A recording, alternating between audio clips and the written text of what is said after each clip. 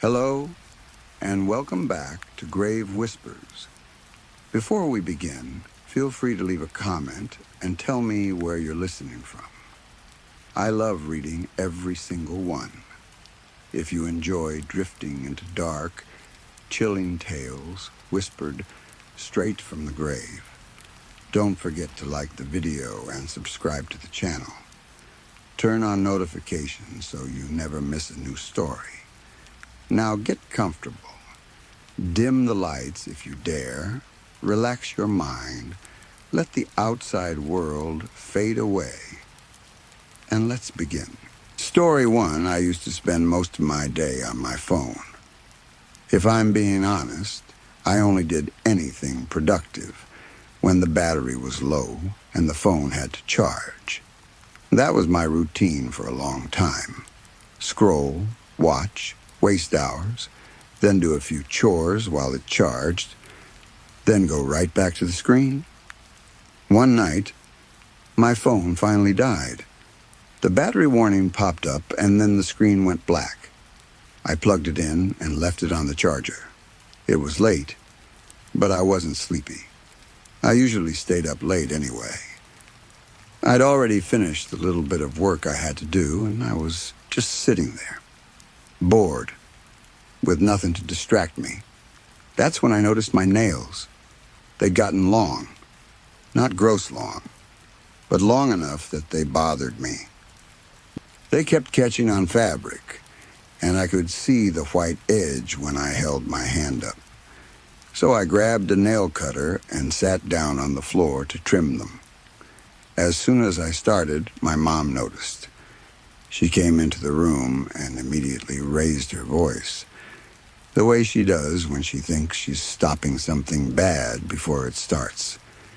"You should not cut your nails at night," she said.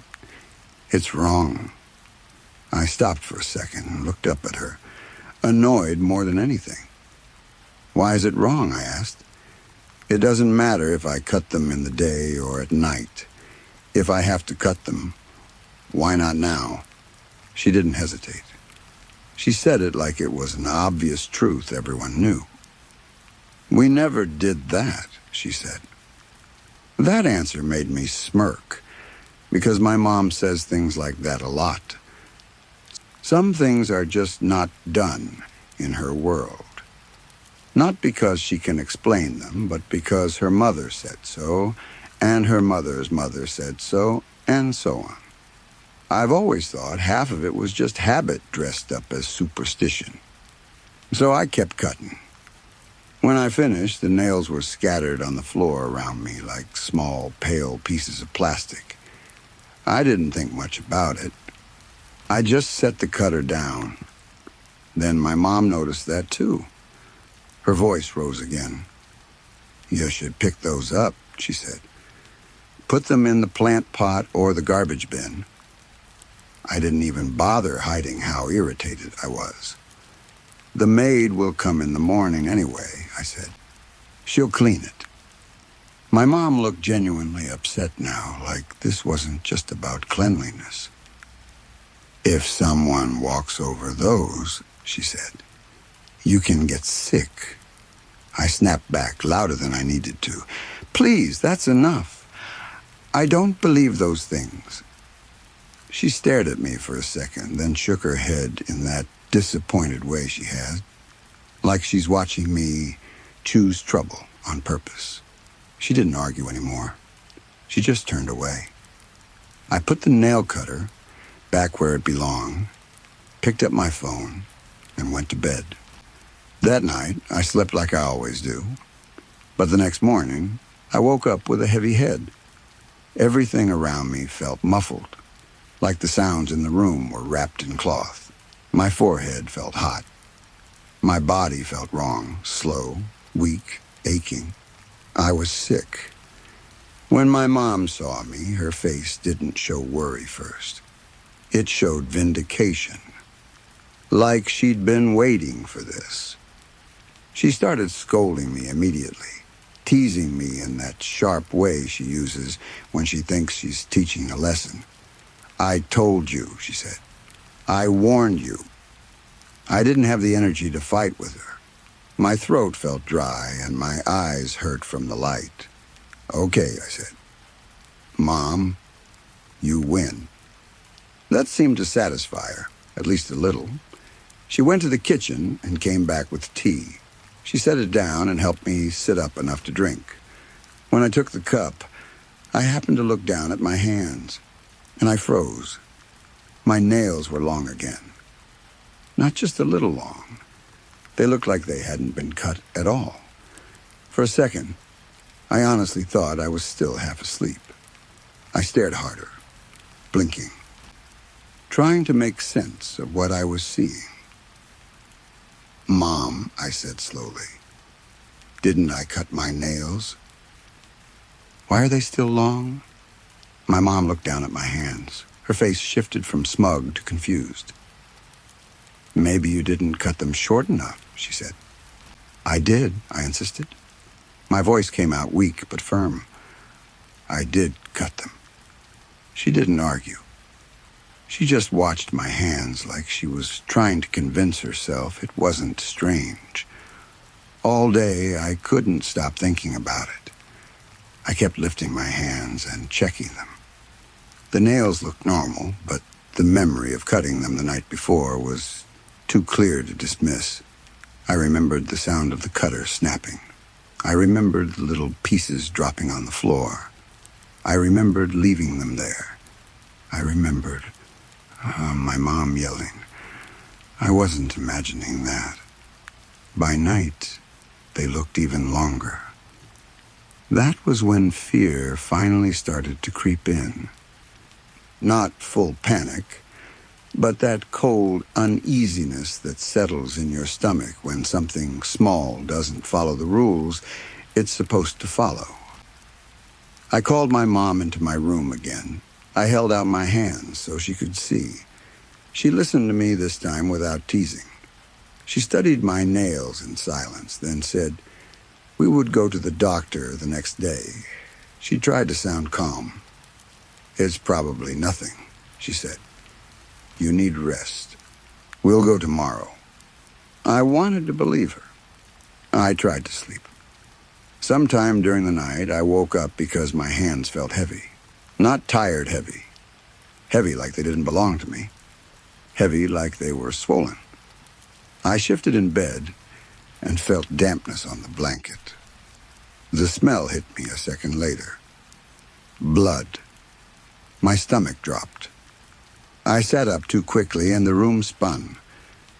The blanket was dark and wet near my hands. Pain burned through my fingers, sharp enough to make my eyes water. I stared at the blanket, frozen, terrified to lift it. A part of me already knew what I was going to see. That was the worst part, the certainty before proof. With shaking fingers, I pulled the blanket back slowly. My hands slid out into the weak light of the room, and I saw them. My nails had grown past the tips of my fingers, past what should have been possible overnight. They weren't just long. They were long in a way that made them look wrong, like claws, thick, jagged, dark at the edges where they'd split and cracked. The skin around my fingers was torn and raw, bleeding where the nails had forced themselves out. I stared, unable to breathe properly. Then I realized it wasn't just that they were too long. They were longer than my hands, longer than my fingers could even support. And the weight I'd felt wasn't swelling. It was the nails. My body tried to pull my hands back like it could hide them again, like hiding would undo what had happened. The pain flared and I made a sound I didn't recognize as my own. I don't know what I did after that. I don't know if I screamed loud enough for my mom to run in, or if I sat there shaking until the sun came up. All I know is that when I finally looked away from my hands, the room felt smaller, like the walls had moved closer. Because suddenly my mom's warning from the night before sounded different in my head. Not like superstition, like knowledge. Like she'd seen this kind of thing before, or at least knew it was possible. And I realized something else that made my chest tighten with dread. The nail clippings were still on the floor where I'd left them. And someone, me, my mom, the maid, anyone, could have stepped on them. Or something else could have taken them. And if my nails were growing like this now, I didn't know what else in my body might decide to grow too. Story 2. For context, I live in an apartment near the city in Washington, D.C. I'm staying with my mom and dad right now while I job hunt. It's not ideal, but it's temporary. That's what I keep telling myself. A few nights ago, 4 nights to be exact, my dog wouldn't settle down. It was around 1 a.m., and he kept coming in and out of my room like he couldn't decide what he wanted. I tried ignoring him at first, but he kept doing it until I finally got up. He stood by my bedroom door whining and looking up at me, and I assumed he needed to go out. So I threw on whatever I could find. 2 jackets, sweatpants, boots. It was bitter outside. The kind of cold that feels sharp the moment it hits your skin. I took him down the street, hoping it would be quick so I could get back inside. The second I opened the front door, the cold hit me like a slap. Even with layers, I started shivering immediately. The air was dry and hostile. I remember thinking that if my dog didn't hurry up, I was going to drag him back in out of spite. Then I saw something that made me want to go inside for a different reason.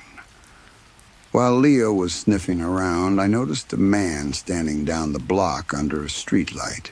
He had his back to me, and his posture was slightly hunched, like his shoulders were pulled forward. He wasn't walking, and he wasn't doing anything that made sense for that time of night. Just standing there, still, under the light. My stomach tightened. Leo noticed him too. I could tell because his whole body changed. He started whimpering, tail tucked hard between his legs, head lowered the way dogs get when they're scared but don't know what they're supposed to do about it. That made my skin go colder than the air. I tried to calm myself down by forcing a normal explanation. Someone drunk, someone high, someone waiting for a ride. It happens in cities. Leo is dramatic, I told myself. He always overreacts. Still, I rushed him. The second he finished, I pulled him back toward the building and got inside as fast as I could without actually running. I locked the door behind us and told myself it was nothing. Just a weird moment. Then I went back to bed, and eventually I fell asleep. The next morning, I mentioned it to my mom, mostly as a casual comment. "There was this guy standing outside when I took Leo out last night," I said. She laughed and said, "Was it a murderer?" I laughed too at first. Then I told her I was serious. Her expression changed in a way that made my stomach sink. It wasn't panic. It was recognition. Like she'd been trying not to think about something, and I'd just said the exact words that brought it back. She told me she'd seen a man outside late one night, too, after she got home from work. She said something about him made her uneasy enough that she asked my dad to walk her from the car to the door. That stuck with me all day. But by the time night came, I'd started talking myself out of it again. It felt easier to believe it was coincidence. Easier to believe the city just has weird people. And my mom and I happened to notice the same one. Around 1 a.m., I checked the window. My heart actually jumped. I felt it in my throat. He was there again. Same hunched posture. Same stillness. But this time he wasn't under the streetlight. He'd moved closer to my building, far enough that the light didn't fully reach him. He was mostly in shadow. I could barely make out details beyond the shape of him. I stared at him for a long time, trying to find movement, trying to catch something human. Shifting weight, adjusting the sleeve, scratching his head. Nothing. My stomach twisted hard enough that I thought I might actually throw up. My mind immediately went to the obvious question. Do I call someone? But then my brain followed it with the next question. Who?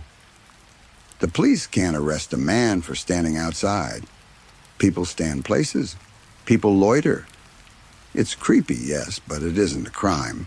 And he didn't look drunk.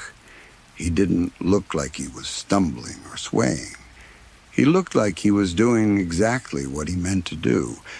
This was the second night I'd seen him. If it was the same guy my mom saw, it was the third. 3 nights of the same behavior, the same pose, the same time. I turned on my phone's night mode and tried to take a picture through the glass. My hands were shaking so hard it came out blurry. The only detail I could see clearly was part of a dirty leather jacket, stained and worn like it hadn't been cleaned in years. The rest of him disappeared into darkness and blur. The next morning, I told my mom again. She suggested getting the police involved. I shut it down. Not because I didn't want help, but because I didn't want to feel stupid. I didn't want to be the person who calls the cops over a guy standing outside. And I didn't want my mom getting more scared, because she had to live here too. The third night, I decided I needed proof. Not for the police, necessarily. For myself. Because part of me still kept trying to convince myself I was exaggerating it. That it was nothing. That I was letting anxiety do what it does. My dad has an old camera buried in his closet. The kind you can set up and let record. I pulled it out and set it in the window around 9 p.m., aiming it at the street. The plan was simple. If he showed up again, I wanted to see how. I wanted to see where he came from, where he went, how long he stayed, whether he moved when he thought no one was watching. He entered the frame at 11:46 p.m. Watching the footage later made my skin crawl, because he didn't arrive in a car. He didn't walk down the street from any nearby building. He didn't come from a corner store or a bus stop. He walked out of the woods. There's a trail that runs beside my apartment complex, a strip of trees that people use during the day. It connects to other paths and eventually to deeper woods. I've walked it plenty of times. It never felt threatening in daylight. In the video, he came out of that trail like he'd been waiting in there for the right moment. He stepped onto the sidewalk, walked to the exact spot he'd stood before, and stopped. And then he stayed there until 6 a.m. He didn't move. Not once. I replayed it again and again because my mind refused to accept it. I kept waiting to see his shoulders shift, his head turn, anything. Nothing. The other part that terrified me was the rest of the frame. In my area, it's normal to see cars pass by late at night. Even at 2 or 3 a.m., you'll get occasional traffic. And around 6 a.m., people start leaving for work. You see headlights, you hear doors, you hear life restart. But in the recording, nobody else passed through. No cars, no pedestrians, no dog walkers, nothing.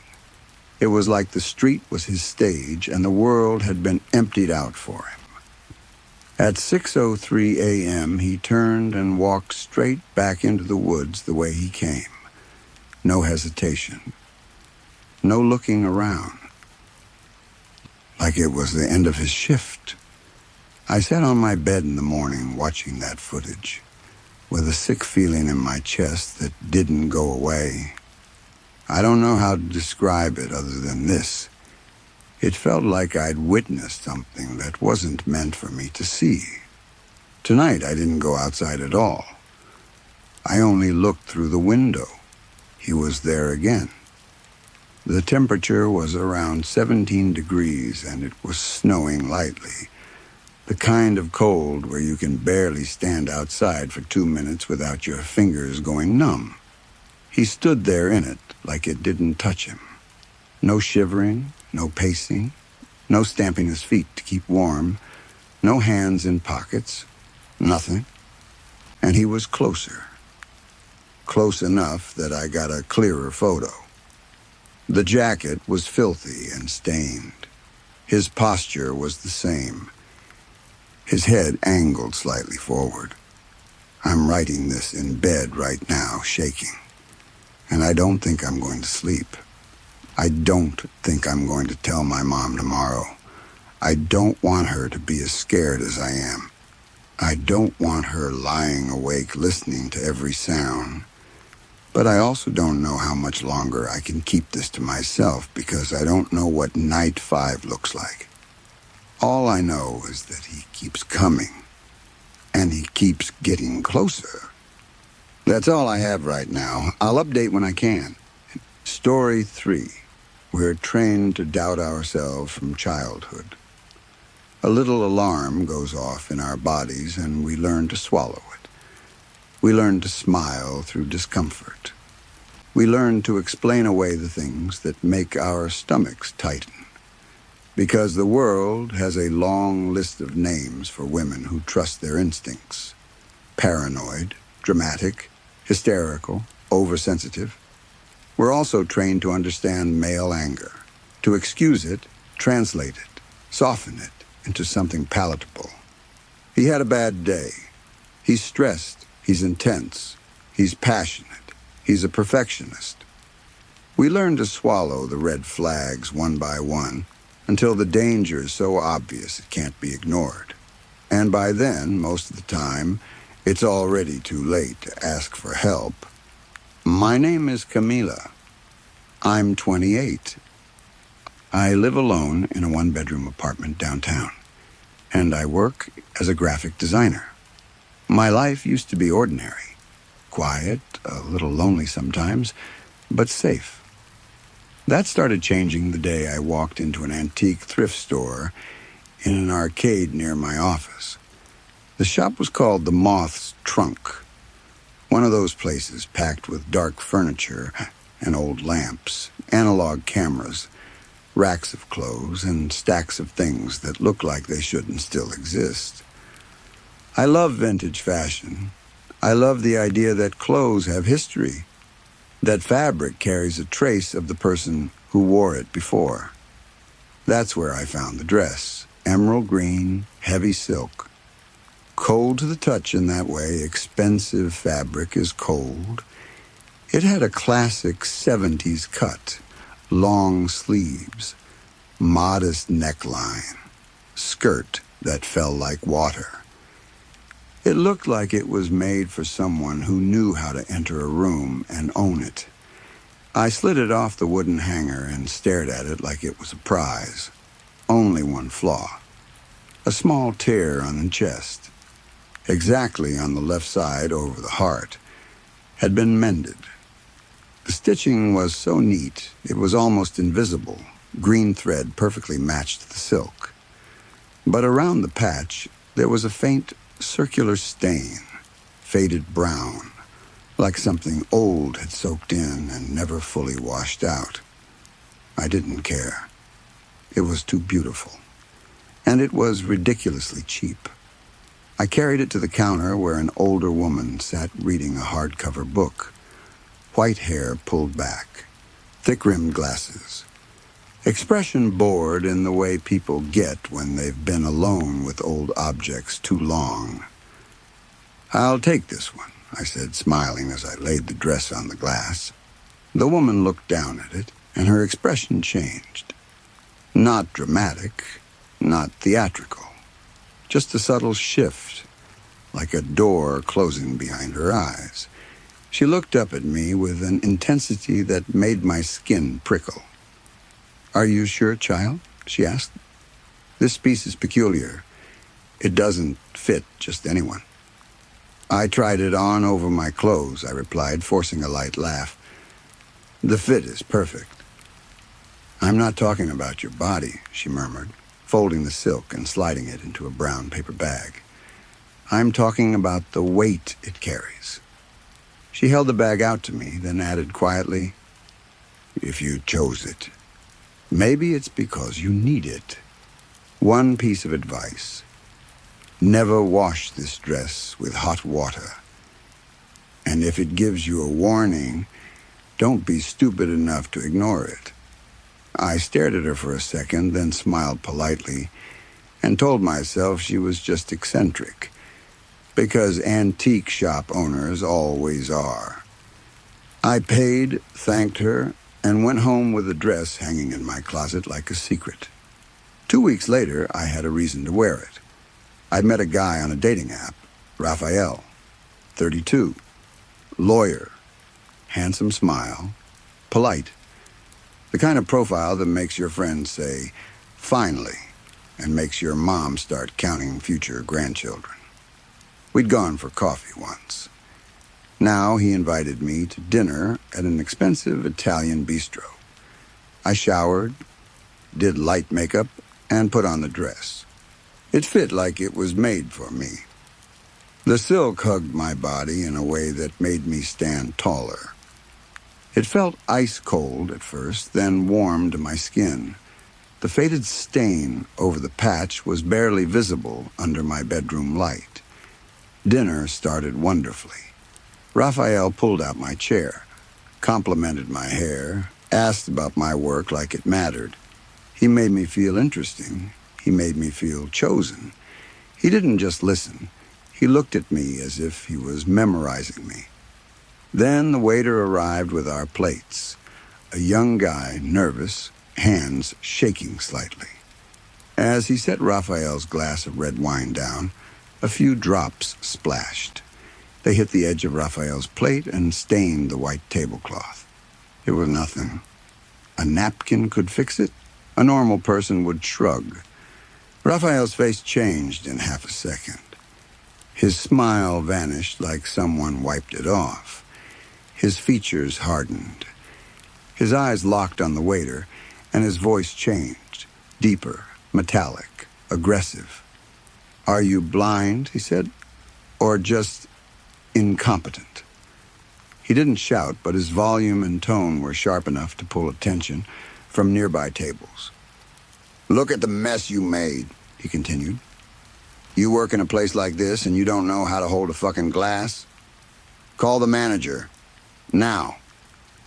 The waiter stammered apologies, head lowered, humiliated. I felt heat climb my neck, shame, disgust, the instinctive desire to fix it. I reached out and touched Raphael's arm. "Rafa," I said softly. "It's fine. It was a drop. There's no need." "Stay out of this, Camila," he cut in, glaring at me from the corner of his eye. I shrank back without meaning to. The movement was automatic, like my body recognized the danger before my mind did. "It's my suit that almost got ruined," he said. "He needs to learn how to do his job." And right then, in that exact moment, I felt something warm spread on the left side of my chest. Not sweat, not heat from embarrassment. A wet warmth that soaked into the silk. I looked down. The faint brown stain over the patch had changed. It wasn't dry anymore. It was wet and spreading, turning a vivid dark red. My first thought was wine. It made sense, except the wine hadn't touched me. The spill was on the tablecloth, and the wetness was over my heart. far from the glass. Then I smelled it. Iron. Blood. I stood up so fast my chair scraped loudly. I need the restroom, I muttered, and walked away without waiting for his reply. In the bathroom, I locked myself into a stall and stared at my reflection in the mirror. The stain was about the size of a coin, soaking through the silk. I pressed trembling fingers against it. When I pulled my hand away, my fingertips were smeared red. Real red. I unbuttoned the dress in panic, pulling the fabric down to check my skin. Nothing. No cut, no scratch, no wound. My skin was intact. The blood was coming from the dress, from the fabric itself. I scrubbed my hands under the sink until the water ran clear. I used wet paper towels to blot the stain until the bright red faded back into a darker, damp mark that blended into the emerald silk. Then I went back to the table, forcing my face into something neutral. Raphael had calmed down. The manager was gone. The waiter had been replaced. Raphael smiled at me like nothing happened. He poured wine into my glass, took my hand across the table and said, "Sorry, beautiful. I'm a perfectionist. I hate shoddy service. But don't let an idiot ruin our night, okay? You look stunning in that dress." I smiled because I didn't know what else to do. The rest of the night went normally. He paid. He kissed my cheek at my door. He left. When I took the dress off and tossed it in the laundry basket, the stain was dry again, brown again, faded again, like it never happened.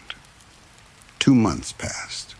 Raphael and I became serious. He was intense in that early relationship way that people confuse with devotion. Flowers at my office, plans for the future, talk about moving in together eventually. He made me feel wanted. And like a leak behind a wall, the small changes started. Jealousy disguised as concern became control.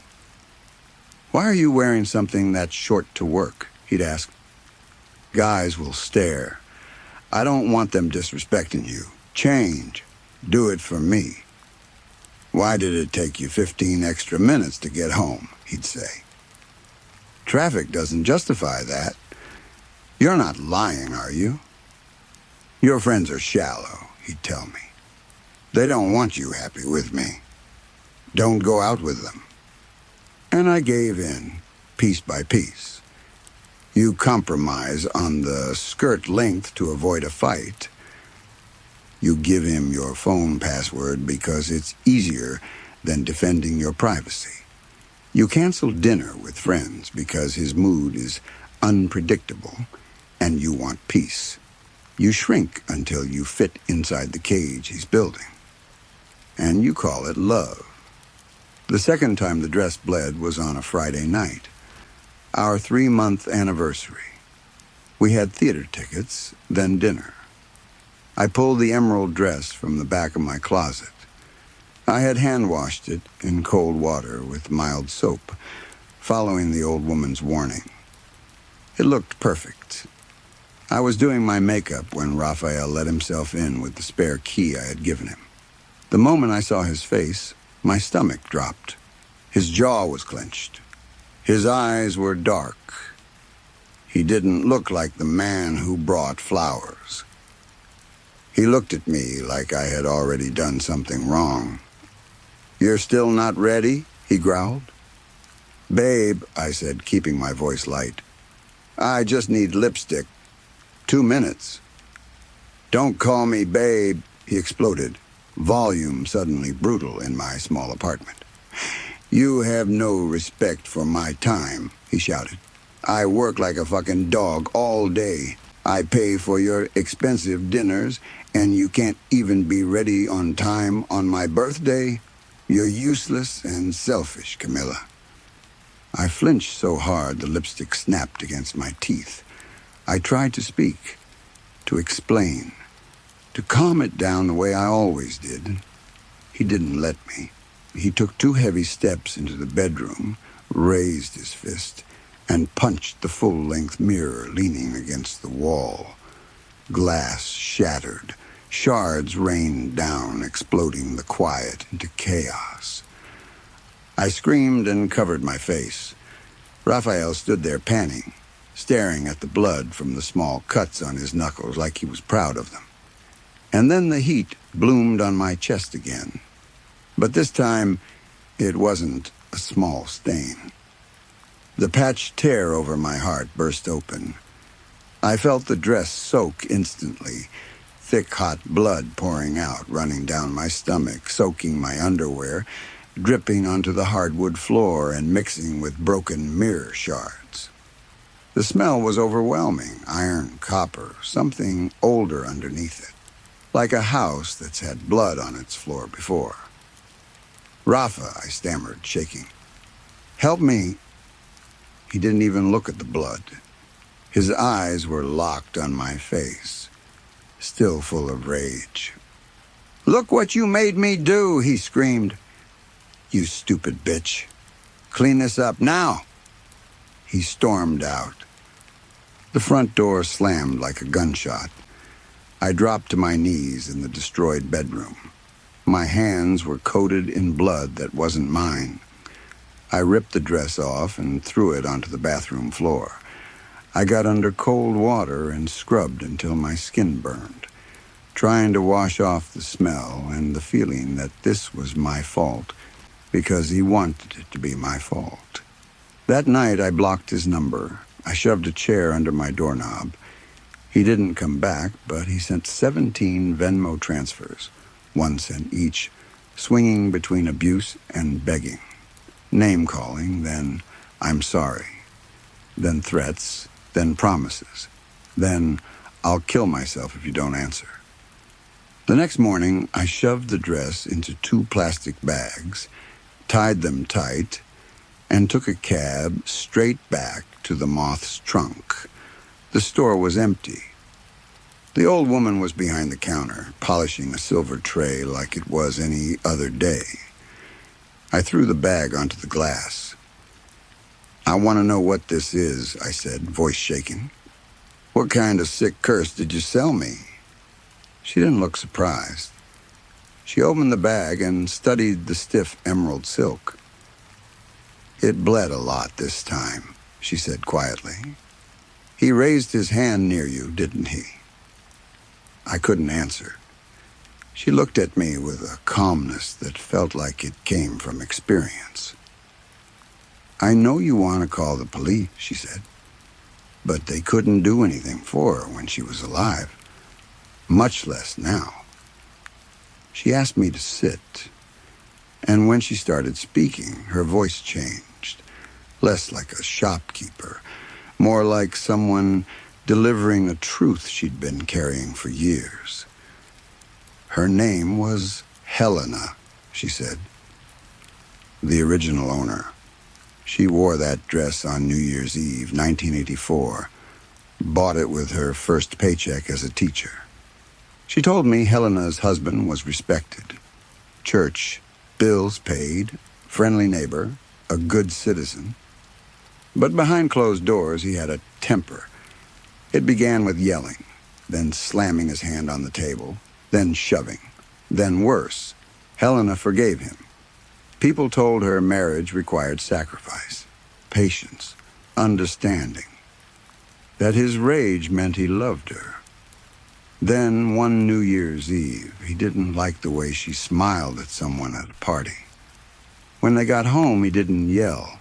He went to a drawer, took a boning knife, and stabbed her right over the heart. One strike. Fatal. The old woman pointed to the patched tear. Her husband hired lawyers, claimed passion, claimed provocation, claimed distress. Society bought it. The court bought it. He walked free. Helena became a footnote. And the dress, soaked in blood, was all her mother kept. The stain never truly leaves, the old woman said. Not from that kind of injustice. Not from that kind of death. "And now," I whispered, It bleeds. It warns, she corrected. It weeps when it senses what she didn't survive. Rage, control, the first signs of the monster. She pushed the bag back toward me. I recoiled. I don't want it. You don't get to run from the lesson, she said, firm now. That blood isn't a curse. It's the most valuable warning you've ever received. She looked me in the eye. Every murderer starts by breaking a plate, she said, by punching a wall, by isolating you, by making you responsible for his temper. Pay attention to the blood. I took the bag home. I didn't throw the dress away. I hung it at the very front of my closet so I'd see it every day. The emerald silk and the faded stain over the heart became my alarm. That afternoon, Raphael showed up at my building crying, buzzing the intercom over and over. When I went down to the lobby behind the security gate, with the doorman nearby, he dropped to his knees outside and begged. Therapy, stress. He was sorry. He wouldn't do it again. Any woman without this carved into her bones might have believed him. That kind of crying triggers pity. It triggers the part of us that has been trained to fix broken men. I just said, no, we're done. Don't contact me again. His face changed instantly. The tears stopped like someone turned off a faucet. The sadness vanished. Fury took its place. Who the fuck do you think you are? He screamed, shaking the metal gate. You belong to me. I'll ruin you. I'll end your life. The doorman called the police. Raphael fled before they arrived. The next day, I filed a report. I saved every Venmo message. I documented the mirror. I changed my locks. I warned my job. I changed my commute. A restraining order doesn't stop a knife. I know that. But I refuse to stay in a story I've already seen end badly. Because the truth is simple. And it's the truth we're taught to ignore. Domestic violence isn't a sudden explosion. It's a staircase. And he only punched the wall is never the final step. It's rehearsal. It's testing your tolerance. It's practice, with your face as the next target. If your body tells you something is wrong, listen. If you get a warning, don't be stupid enough to ignore it. Story 4. It wasn't supposed to rain. I checked the weather maps for the town, for the trailhead, and for the mountain itself. I checked again because I didn't trust the first result. Every forecast said the same thing. Clear skies, 0% chance. Better odds of digging up a dinosaur skull in my backyard than a storm rolling through.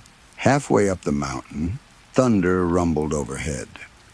Not long after that, the first fat drops fell. I stopped on the trail and stared up through the canopy like I could shame the sky into correcting itself. The air smelled wrong, metallic, sharp. The kind of smell that comes right before the world gets loud. With gas prices being what they are, I should have stayed home and started digging behind my shed. I'd wanted to hike the Cuerno del Diablo trail for a while. It isn't on official maps. It's one of those shared secret routes that serious hikers whisper about online. If you dig through the right hiking forums, you'll find threads where people talk about it like a rite of passage. Not for beginners, not for tourists, and definitely not for anyone who panics easily. The pictures people posted from the climb and from the summit were unbelievable. Wide open valley views, strange rock formations, and sunsets that looked like someone set the sky on fire. It didn't just look beautiful, it looked cleansing, and I needed cleansing. The last 3 months of my life had been a slow, grinding mess. Rough patch is the polite phrase people use when they don't want to admit they're drowning. If it were my granny, God rest her, she'd say I was in a lake of liquid shit with toilet paper paddles. She had a way with words that made you laugh even when your life was collapsing. The details aren't important. Work, boyfriend, and money that were all supposed to go one way decided to go another, and I was the only person left paying for it.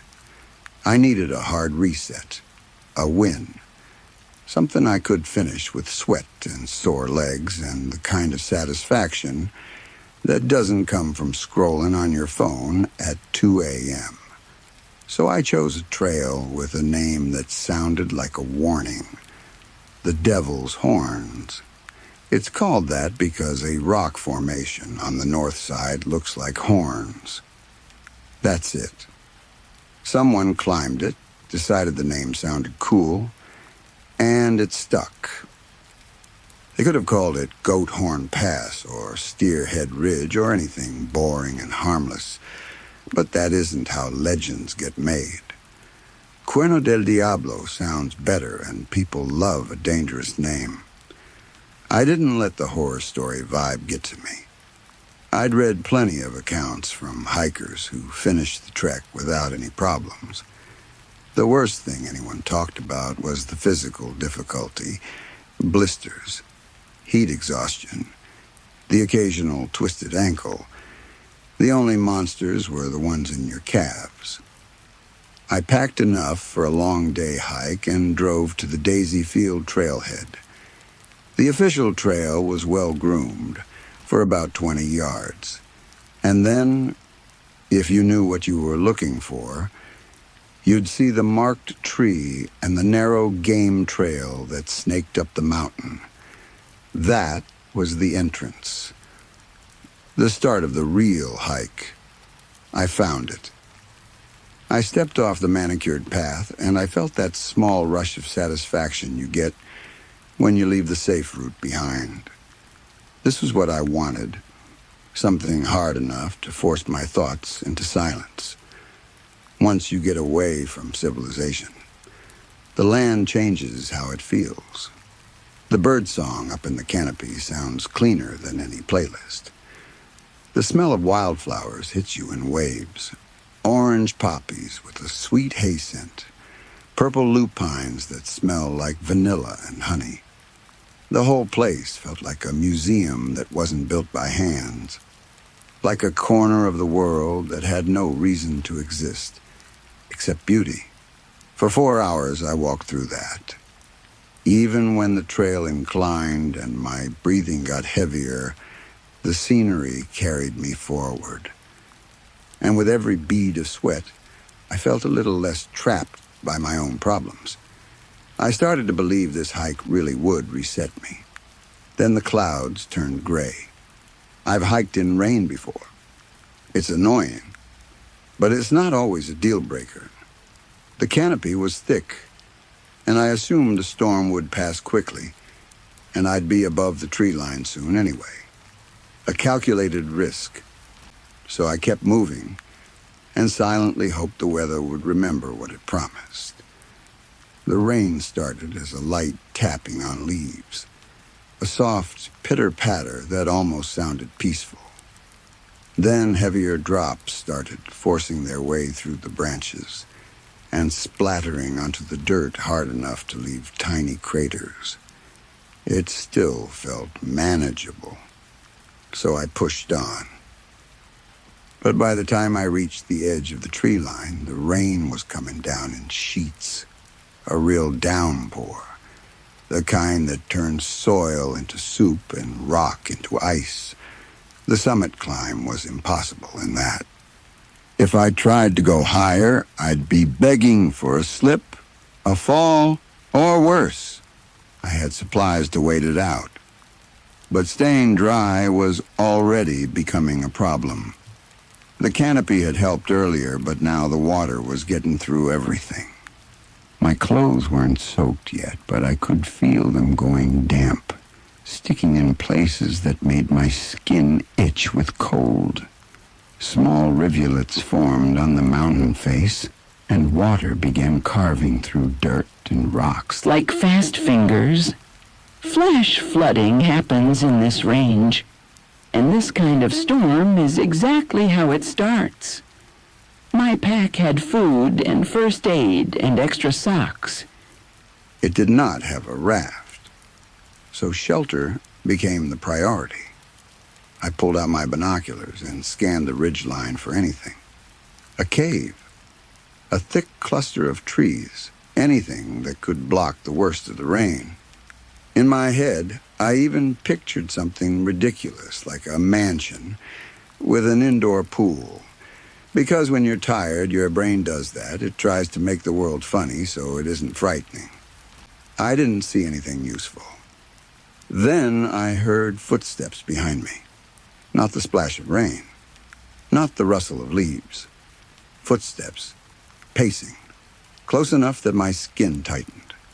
The tall grass around me was whipping back and forth in the wind, except for one section that stayed still, as if someone were holding the stalks in place to hide behind them. Whoever it was wasn't doing a great job. "Hello?" I shouted. No answer. I decided to bluff because sometimes bluffing's all you have. "I see you standing there," I called. "Come out and let's help each other, huh?" The grass moved again, but no one stepped out. If it wasn't a person, the next obvious thought was mountain lion. They're quiet. They're fast. They don't announce themselves. I pulled my bear spray out of my pack and clicked the safety off. If it was a big cat, it was about to get a face full of capsaicin. I crouched and stared at the grass. It rippled in waves like a green ocean that never reached shore. Then something bleated. A soft, young animal sound. The grass shifted and a baby mountain goat stepped out. White coat, little horn buds, a tiny beard that looked ridiculous on such a small face. It turned toward me, and its squared pupils went wide in surprise. It bleated again and bolted back into the grass, vanishing like a ghost. My heart slowed a little.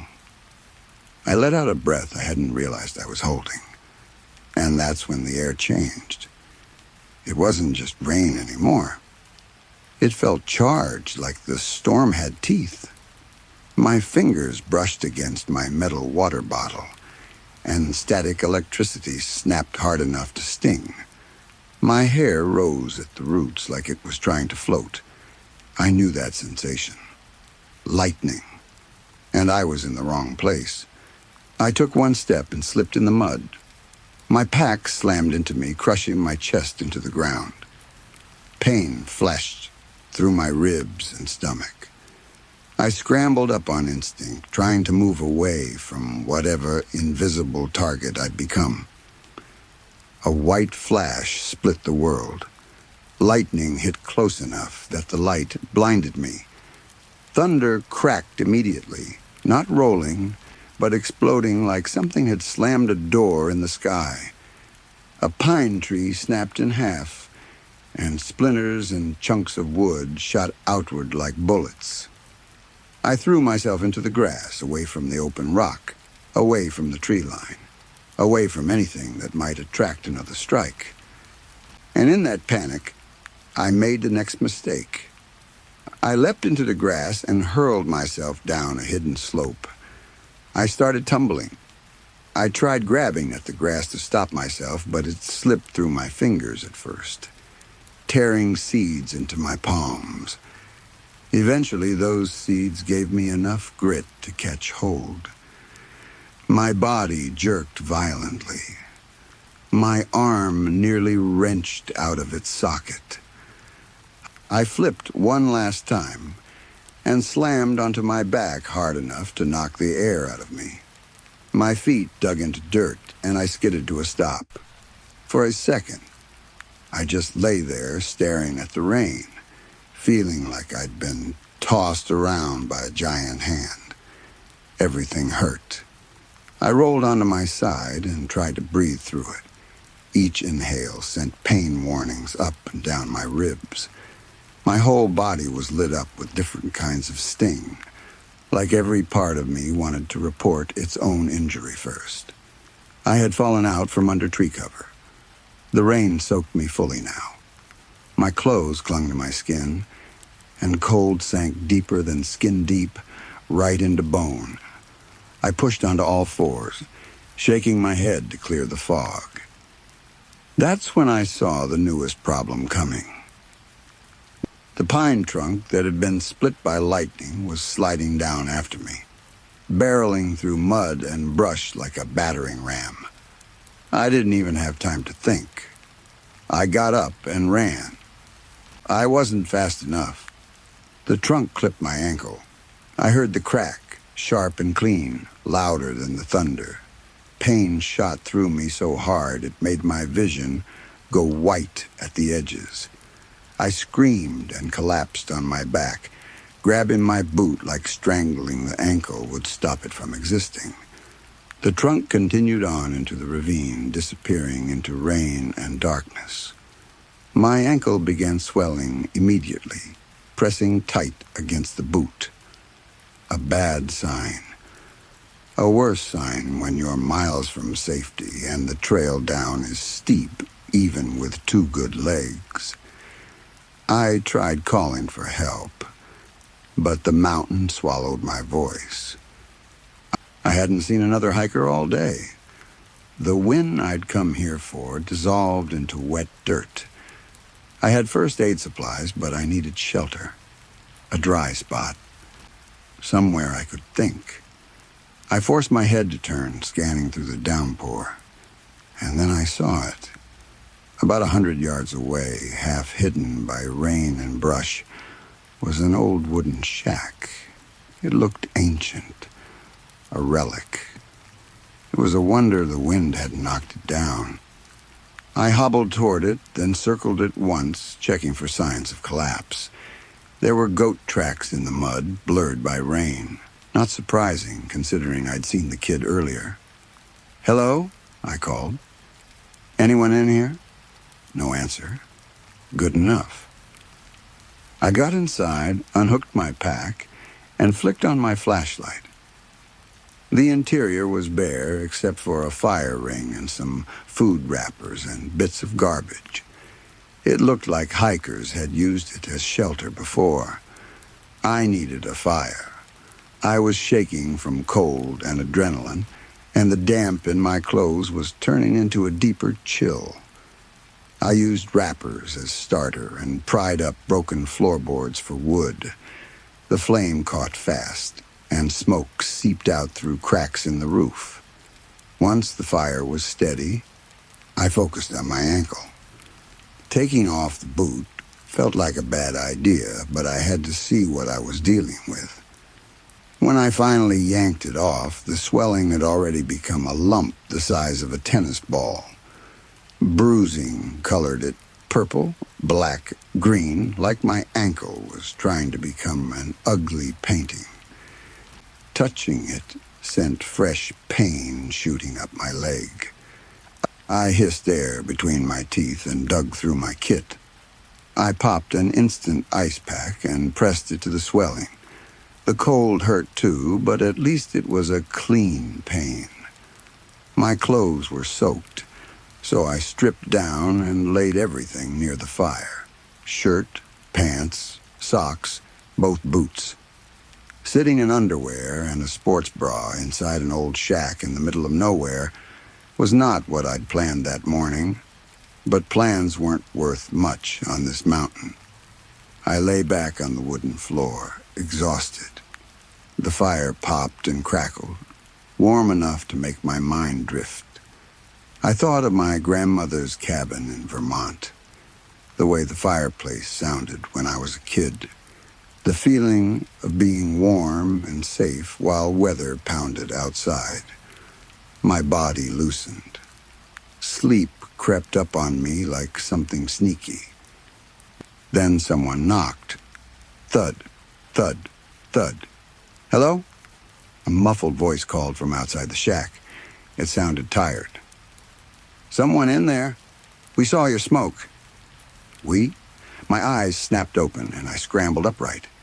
I grabbed my half-dry pants and pulled them on fast, heart racing. I stared at the door, trying to decide what kind of person would say we in the middle of a storm on a secret trail. Thud, thud, thud. Something flew through the air and hit the wall. I yelped before I could stop myself. A beam of light shone through a new knothole in the wood. The plug rolled across the floor. Instinctively, I kicked it into the fire, watching it burn. A mouth pressed to the hole. A man whispered, "You need to let me in. My freedom depends on it. I've been waiting for someone to take my place. If you don't help, things are going to get bad." The way he stretched that last word made my skin crawl. I didn't answer. I reached for my bear spray and held it close. My ankles screamed when I tried to move, stiffening up worse now that I'd been off it. I bit my hand to keep from making noise. Another lightning strike cracked close enough to shake the shack. I flinched. Outside, the mouth disappeared from the hole. Wet footsteps retreated into the tall grass. I dragged myself closer to the knothole, shaking. I pressed my face to the rough wood and peered out. Nothing, just rain and brush. Nearby, a goat bleated, annoyed. I caught glimpses of legs through shrubbery and felt a flash of relief I didn't deserve. Then another voice came, from the opposite side of the shack. A woman this time, soft but steady. "Hello? I don't mean to startle you. I was hiking too and got caught in the storm. Can I join you? I followed your footprints. I'd love to get out of the rain." Something hard scraped along the outside wall. Metal? A blade? My body went rigid. Thunder vibrated through the wood. Then a shadow moved across the door. I raised the bear spray. Trembling, I forced myself to stand. The ankle pain nearly dropped me again, but adrenaline held me up. Pounding came again, this time gentler. The door opened. A small woman stood there, soaked and shivering, dirty blonde hair plastered to her forehead, hiking shorts, and a damp athletic shirt. A full pack like mine, clanking as she shifted. "Oh," she said, staring at the bear spray. "Oh my. And naked too, huh?" I covered my chest with my free hand. "Who are you?" Liz. "Hi. Nice to meet you. Can you lower the spray?" "I didn't see you on the trail." "I didn't see you either," she said. "I left at daybreak. I was probably ahead of you." "Where's the guy you were with?" I demanded. "What?" "The guy who spoke earlier," I said, circling the shack. "Knocking?" She looked around with raised eyebrows. "I don't know what you're talking about." Lightning struck nearby, and she yelped and darted inside. Thunder rattled the shack. "I swear," she said, catching her breath, "there was a goat near here when I first got down. Maybe you heard that?" "Do goats talk, Liz?" "Pan spoke," she said, half laughing, trying to lighten the mood. When my face didn't change, the joke died. She raised her hands, palms out. "Look, I'm alone, I swear." "Prove it." She frowned. "How can I prove I'm alone?" I didn't have a real answer. I blurted out the first thing I could think of. "Show me your ID." She rolled her eyes like I was annoying but understandable. She dug into her pack, pulled out a wallet, and handed me her ID. It matched her face. Her name was Elizabeth. The picture looked like her. I handed it back and lowered the bear spray slightly. "Sorry," I said, "but I heard him. He said we." "That's really weird." she said. Were there footprints out there? I asked. Just yours, she said. Mine and goats. My brain spun. I'd seen lips at the knothole. I'd heard a voice, but there was no trace.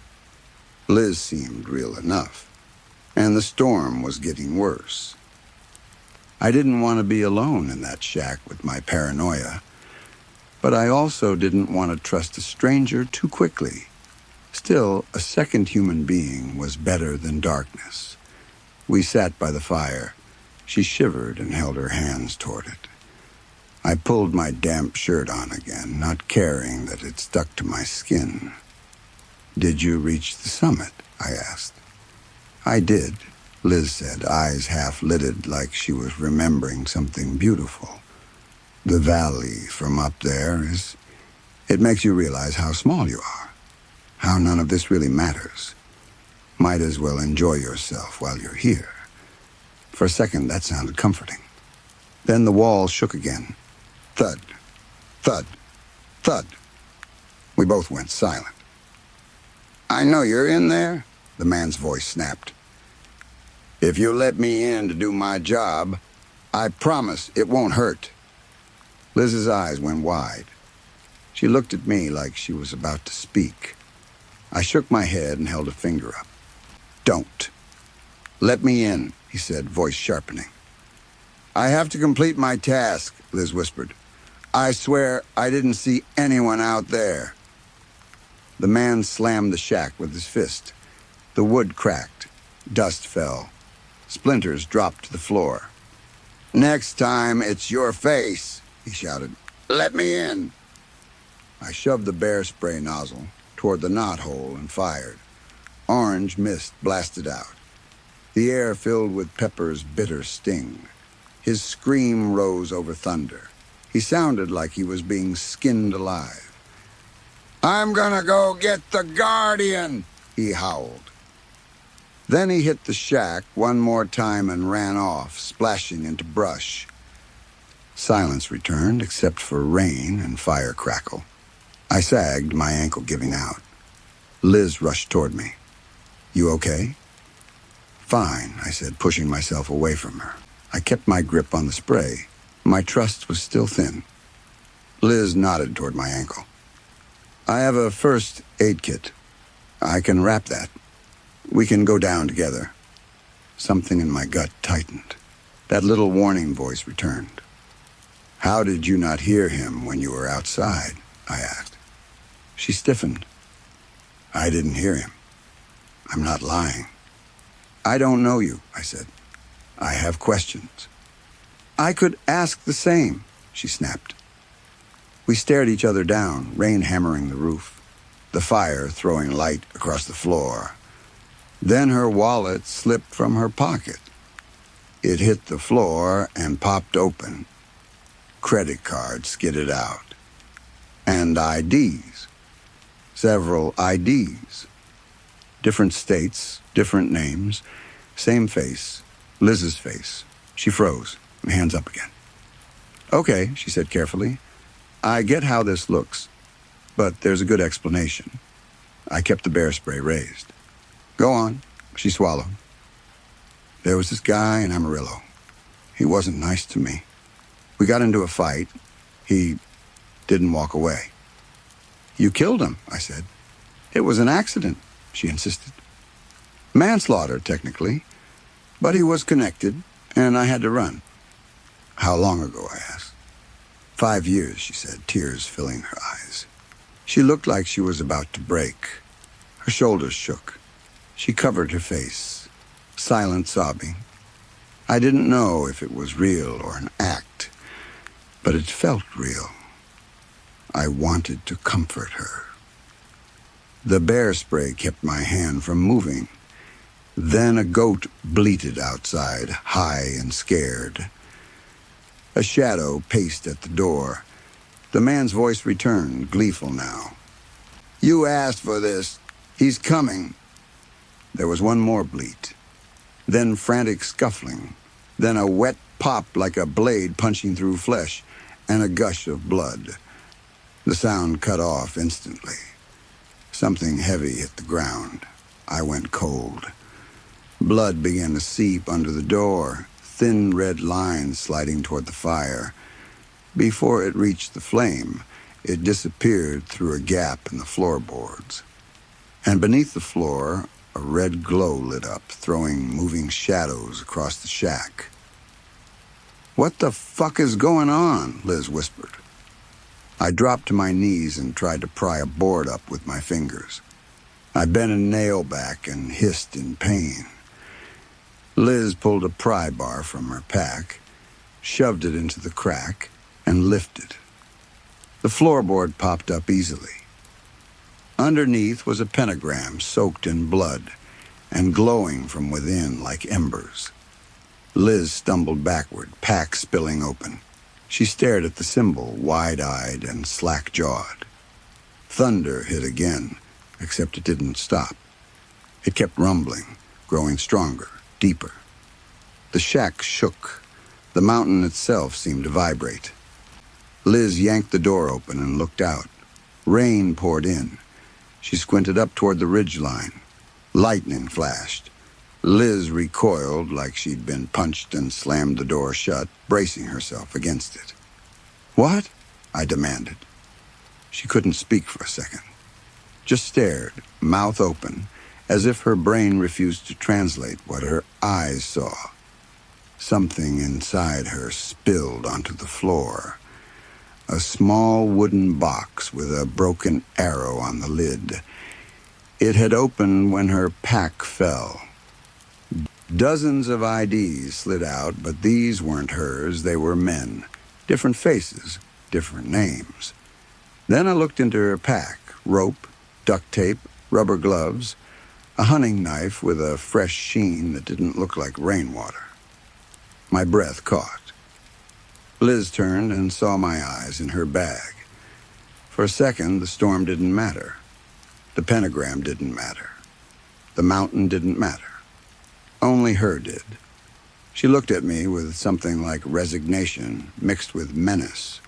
"We all take something," she said. I started. "Not gonna matter now," she said, nodding toward the rumbling outside. "I wasn't planning on you specifically. I have a code. You're innocent. I really did come to hike. We probably read the same stuff online." "The twisted path," I said, half numb. Her face lit up for a fraction of a second. "Yes, that." Then she laughed. Too sharp, too wild. What a day. I grabbed her knife and pointed it at her with shaking hands. She didn't flinch. "You just put your prints on that," she said calmly. "So thanks." "Stay away from me," I said. She watched me like I was a child holding a toy gun. "You don't have it in you," she said. Not an insult, just obvious. Save your fear for what's coming. The ground shook again. Rain hammered harder. Blood and mud soaked the goat's body outside. Then the thing that had been knocking came into view. It wasn't a man. It was something with a man's torso and a goat's legs. Hairy, slick with rain, prancing in mud like it was delighted with itself. It moved like a dancer, hooves flicking, body twisting. And it kept chanting in a sing-song voice, "He has risen. He has risen. Your souls belong to him." It pointed up at the storm clouds, then at the shack. "My way would have been painless," it sang. "He's going to make you burn for all eternity. Your blood will set me free." My mind refused it. My body believed it anyway. I stepped toward the door, staring past the goat thing, into the rain and lightning. That's when I saw what Liz had seen. The mountain had opened. A massive human-shaped void had torn away from rock, as if someone had carved a person out of the mountain and left a hole behind. And from that hole, something walked forward. A golem of stone, huge, shaped like a man. Rain darkening its surface, each step shaking the earth. and on its head, the devil's horns rock formation looked like a crown. Liz whispered, almost like she was judging a painting. "The devil. He's not what I imagined," she added. "We have to go," I said, voice thin. Liz glanced at my ankle. "Can you move on that?" "Not fast." "Can you suck it up?" I stared at her. "Are we working together?" She tucked the knife behind her leg. "I'm not working with the goat guy. And I told you, you're not my type." The stone thing roared, louder than the thunder, vibrating the air like a freight train passing through your chest. I didn't argue anymore. I dropped down, shoved my boots on, tied them with shaking hands, grabbed my pack, and stood. Liz walked out into the rain and pointed the knife at the goat man. "Since you like to dance," she said, "can I cut in?" The goat man smiled. "I brought forth the destroyer. What damage will a blade do against stone?" "Probably nothing," Liz said, grinning. "But I bet it'll slice you real easy." I didn't stick around to see what happened next. Liz was right about me. I didn't have that fight in me. I was built for escape, not combat. And with my ankle, I needed every second I could get. I limped downhill, pushing through pain, slipping in mud, catching myself on wet branches. The storm had turned the trail into a slide. My ankle burned with each step, sending shocks up into my hip. I kept going anyway because behind me the mountain was walking. When I finally found the narrow Cuerno del Diablo path again, I heard a scream behind me. Not joyful, not theatrical, a raw, tearing sound. And then a burst of white light exploded near the shack. I glanced over my shoulder once, then I kept going. The mountain broke apart, whether it was the goat man dying or the ritual failing, or the stone devil losing purpose, I don't know. I only know the ground shifted, and then came the sound of the world collapsing. A landslide. I actually ran for the first time since my ankle broke. Adrenaline dulled the pain enough to move. Pebbles whizzed past like bullets. Rocks punched through my pack. One tore straight through my water bottle, spraying water into the mud behind me like a pointless little waterfall. Ahead, the slope dropped into a gully about 6 feet down. I didn't think. I jumped. I landed in thorny bushes hard enough to see stars. I curled into a fetal position, hands over my neck, and screamed as rocks hammered around me. Dust filled the air. The sound was deafening. Then, slowly, it passed. 2 minutes later, the landslide reached the base of the mountain. The rain began to ease. Birds started singing like they'd been waiting for silence. Dust hung in the air, then thinned. I started laughing. It came out like a cackle, half hysteria, half relief. My ankle hurt worse than anything I'd felt before. Cuts covered my arms and face. My knee felt like it had been pulled apart and stitched back wrong. But I was alive. I cried after I laughed, because it felt like my body didn't know what else to do. It took me hours to get back to the parking lot. By the time I reached it, search and rescue teams were already there. Several cars were crushed. The trailhead bathroom was obliterated. People were yelling into radios. The whole scene looked like a disaster movie, except the mountain wasn't pretending. Official reports later said the heavy rain caused the collapse. That explanation made sense to everyone. Rock gives way. Dirt slides. Nature doesn't need monsters to kill you. No one mentioned a shack. No one mentioned a goat man. No one mentioned a stone devil wearing horns. And no one mentioned a woman named Liz either. I don't know if she survived. Part of me hopes she didn't, because the world doesn't need what she was carrying in that pack. Another part of me is certain she walked away because she moved through danger like she belonged to it. The internet was full of talk afterward. Hikers arguing about whether the trail was real, people posting pictures of the missing horns, officials blocking access, hardcore hikers finding ways around the blockades. And me? I'm done. I went up there looking for peace and came back with something else. The certainty that there are things on certain trails that are not meant to be found and not meant to be survived. Job interviews and bad dates don't scare me anymore.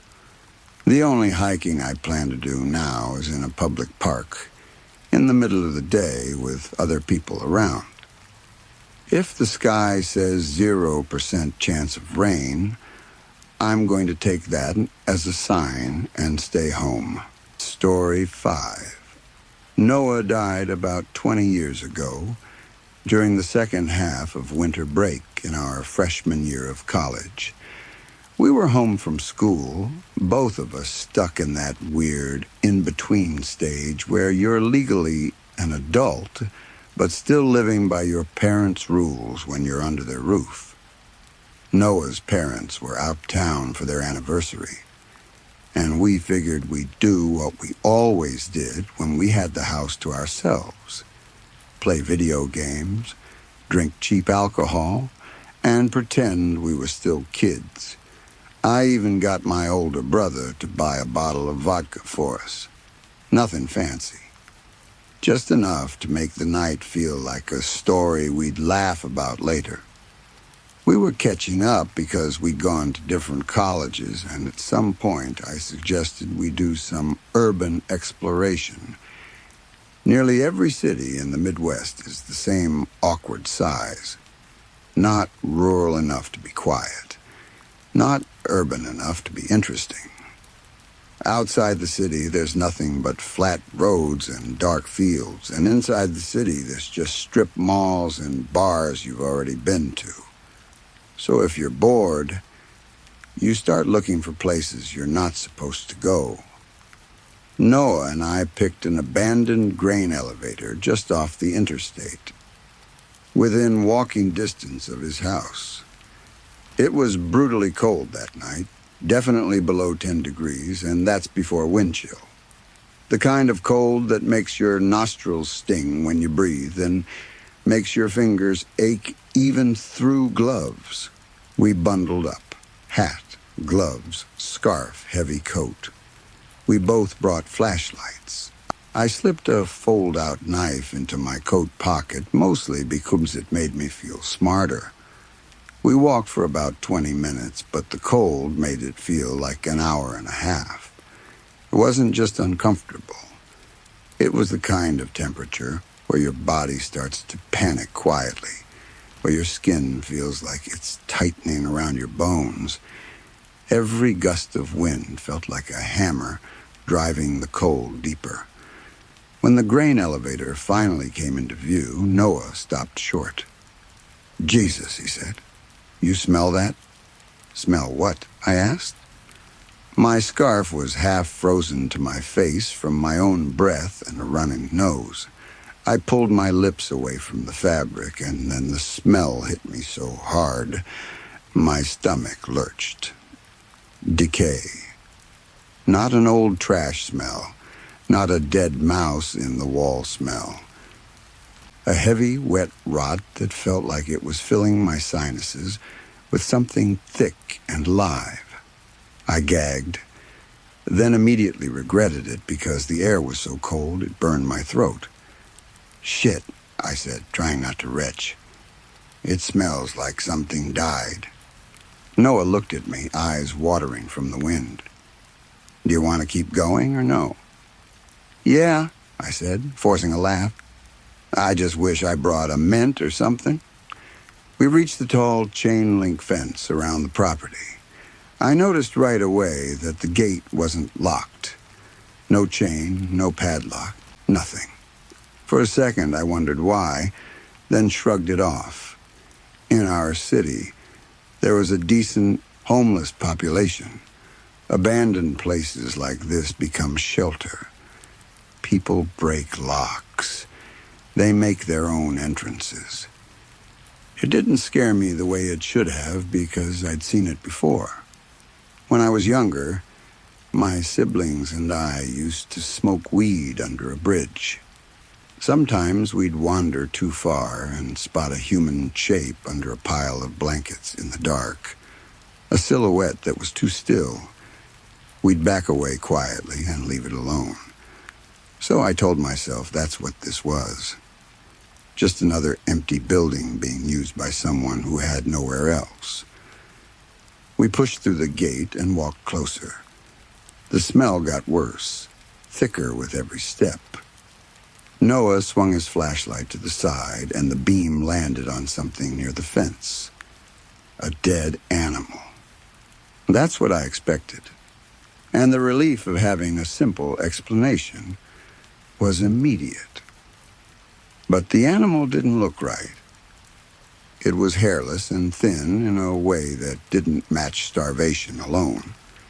It looked like all the fat had been removed from it, like something had stripped it down. I guessed raccoon, but I wasn't sure. The skin looked stretched and wrong. For a split second, it felt like my blood pulled away from my limbs as if my body wanted to retreat without my permission. I told myself mange.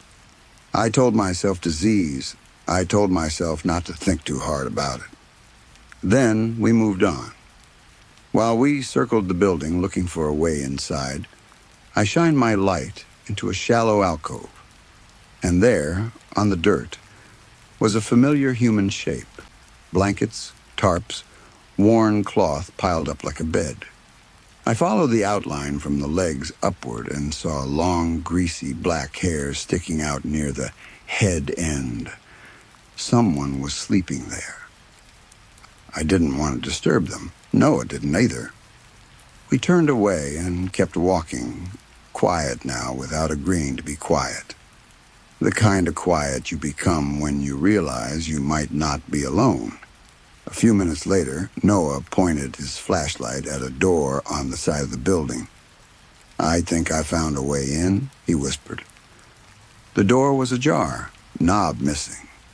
Beside it, a broken window. Dust floated inside the beam like it was suspended in time. "Hell yeah," I said. But even I could hear the hesitation in my voice. Noah heard it too. "I'll go first," he said reluctantly. He pushed his shoulder into the door. It screeched open, a horrible metal-on-metal sound that ran down my spine like a vibration. I stepped in after him. We both spun around with our flashlights, trying to understand the room. A round plastic table, a fridge in the corner, a tattered couch against the wall, a break room. For a few seconds, we just stood there, and disappointment settled in. We'd been hyping ourselves up, imagining something thrilling. And instead, we'd found a sad, frozen snapshot of the last day anyone worked there. Still, I forced myself to look around, trying to squeeze excitement out of it. I walked to the couch and noticed something that made my skin prickle. A sleeve of dark gray fabric sticking out from underneath it. A blouse, maybe. The moment my curiosity shifted into something closer to intrusion, Noah's voice pulled me away. "Hey," he said, "I found another door." I looked up. He was standing near a rusty door with a large rectangular window beside it. "You're going first this time," he smirked. "You kinda bitched out with the last one." "Fuck," I groaned, trying to laugh it off while my stomach tightened. I walked to the door, dragging my feet like my body wanted to delay. I put my mittened hand on the knob and silently begged it not to move. It moved. The handle turned. The latch clicked. And when the door cracked open, the smell hit like a slap. Decay again, but stronger, concentrated. This wasn't an open yard where wind could carry it away. This was a closed space where the rot had been trapped and brewing. I gagged and turned my head. Noah made the same sound behind me. We looked at each other like we were about to back out.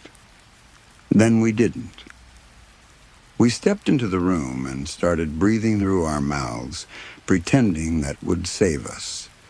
Inside, I realized the window beside the door wasn't a window.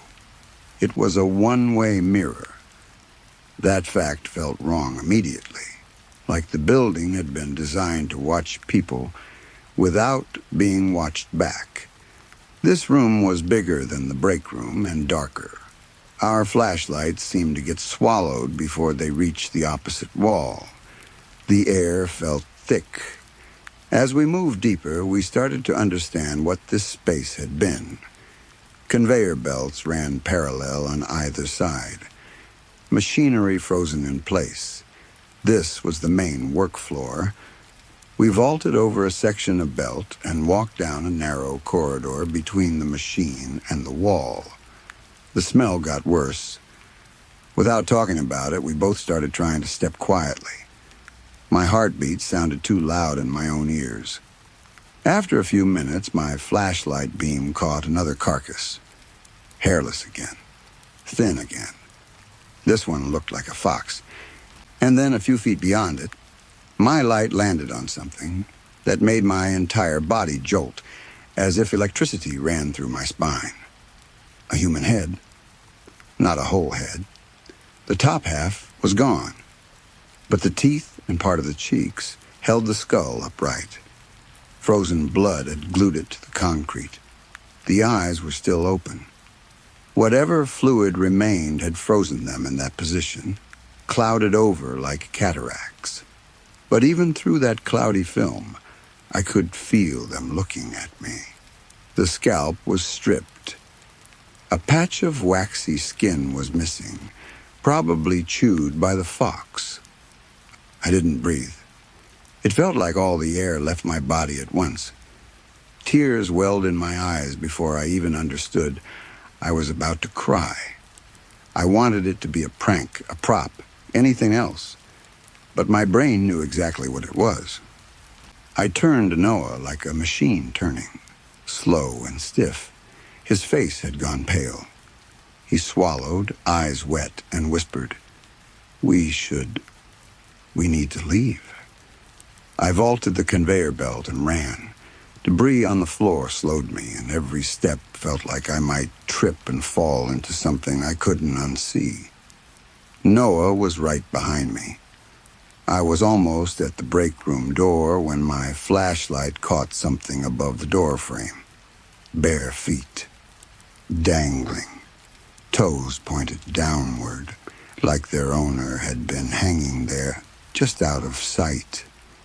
Then the rest of the body dropped down. It landed in front of me with a wet thud. It was naked, skin pale and waxy like the skull we'd seen. The body was uneven, wrong in ways you notice even before your mind can label them. One thigh thinner than the other, forearms mismatched. The stomach looked like chunks of fat had been removed, leaving slack skin hanging like deflated balloons. The top half of its head was missing. Below the remaining teeth, greasy, upward-pointing strands jutted from the exposed throat. Not hair, not exactly. Like thin plant tendrils growing out of a ruined neck. My body locked. I tried to scream and nothing came out. Noah caught up behind me and I heard him inhale sharply, the sound of his breath shaking. The thing took a step toward us. Not a normal step. A lurching, bounding movement like it was being pulled forward. Noah and I finally screamed, a raw animal sound. But the body stopped and just stood there. Then it convulsed. The twitching started in the abdomen and traveled upward in waves, shaking its arms as it passed. We stood frozen, staring, reflected in the one-way mirror behind us. In the glass, our faces looked like masks of horror, as if we'd already died. The twitching stopped. And then the strands at its throat pulled inward, retreated like a bowstring being drawn. A second later, it ejected something. A wad of hair the size of a basketball, wet and matted like something pulled from a clogged drain. It flew out and hit the ground with a heavy slap. The corpse collapsed backward like a puppet with its strings cut. And the thing that came out of it launched itself past me, toward Noah. The parasite landed on Noah's chest. I saw it move like a spider, tendrils ripping through his clothes. Blood soaked his shirt instantly. He screamed, and I heard his voice start to shred as panic and pain tried to force more sound out than his body could hold. I reached for my knife, the fold-out knife. My mittens made it impossible. My hands were shaking too hard. Even if I got it out, I'd have to open the blade, and I knew I didn't have the time. I did the worst thing I've ever done in my life. I hesitated. Not because I didn't love Noah, because my brain understood in one sharp flash that I couldn't save him. I threw the folded knife at him like that could help, like metal could fight something that wasn't a normal animal. "I'm sorry," I said, voice weak and useless. "I'm sorry. I'm so sorry." The parasite crawled into Noah's mouth, his jaw forced open wider than it should. Tendrils sliced his cheeks down to the corners like it was making space. His screams turned muffled. Then the tendrils retreated down his throat. Noah stopped screaming, but he was still standing. I ran. I sprinted through the break room, nearly slipping on blankets and tarps that hadn't been there before. The sleeping shape in the alcove. Now I knew it wasn't sleeping, or at least I didn't want to know what it was. I burst outside, hit the gate, and it swung open so easily I almost fell forward. My arm burned where something had cut through layers of clothing. The wound went numb almost immediately from cold. I ran all the way back to Noah's house and went in through the garage. The doors didn't feel like they could close fast enough. My body was shaking violently now. The numbness in my arm started to fade and pain rose in its place. I stripped off my coat and sweatshirt and stared at the gash. The edges were flecked with thin hairs like fiberglass embedded in the skin. The smell coming off it was sickening, like something rotten lodged in the throat. I stumbled into the kitchen and opened the freezer. I found the vodka, twisted the cap off with my teeth because my hand wasn't steady enough, and poured the alcohol onto the wound. It burned like fire. I screamed and kept pouring anyway until the bottle was nearly empty. Then I called 911. 911, what's your emergency? My friend, I sobbed. My friend's dead. The grain elevator, please. After that, everything blurs. An EMT stitching my arm. Police asking questions I couldn't answer without sounding insane. Me trying to speak and failing, because how do you explain a thing made of hair that climbs inside your friend? Noah was cremated. That's the only comfort I've ever had. Whatever that thing was, whatever climbed into him, whatever wore him, should have burned with him. I went to his funeral. I couldn't look his parents in the eye. The guilt sat in me like a weight. I felt like an animal that knows it did something wrong and doesn't understand how to fix it.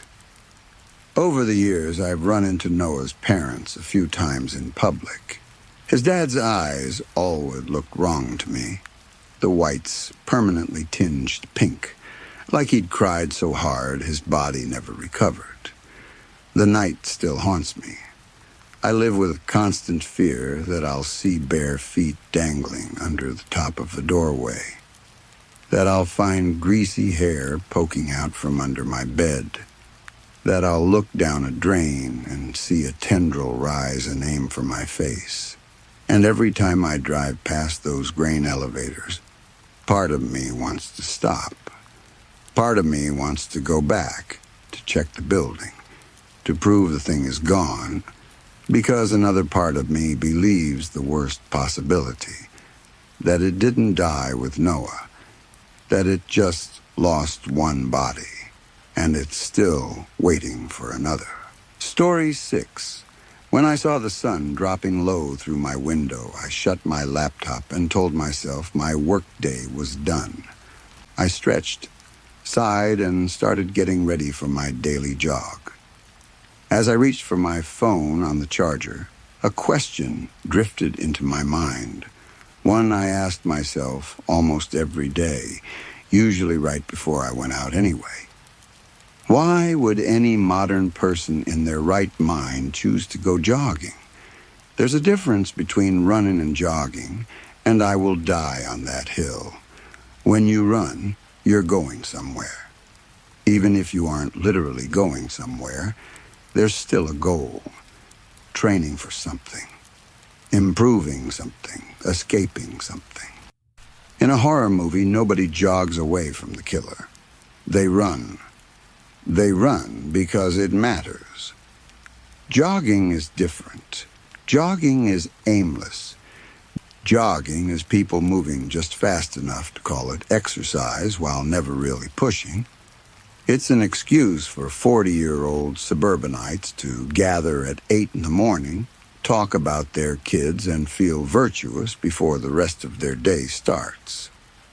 Most joggers, if you ask them why they do it, will give you a rambling answer about clearing their minds or being social. I never got those parts.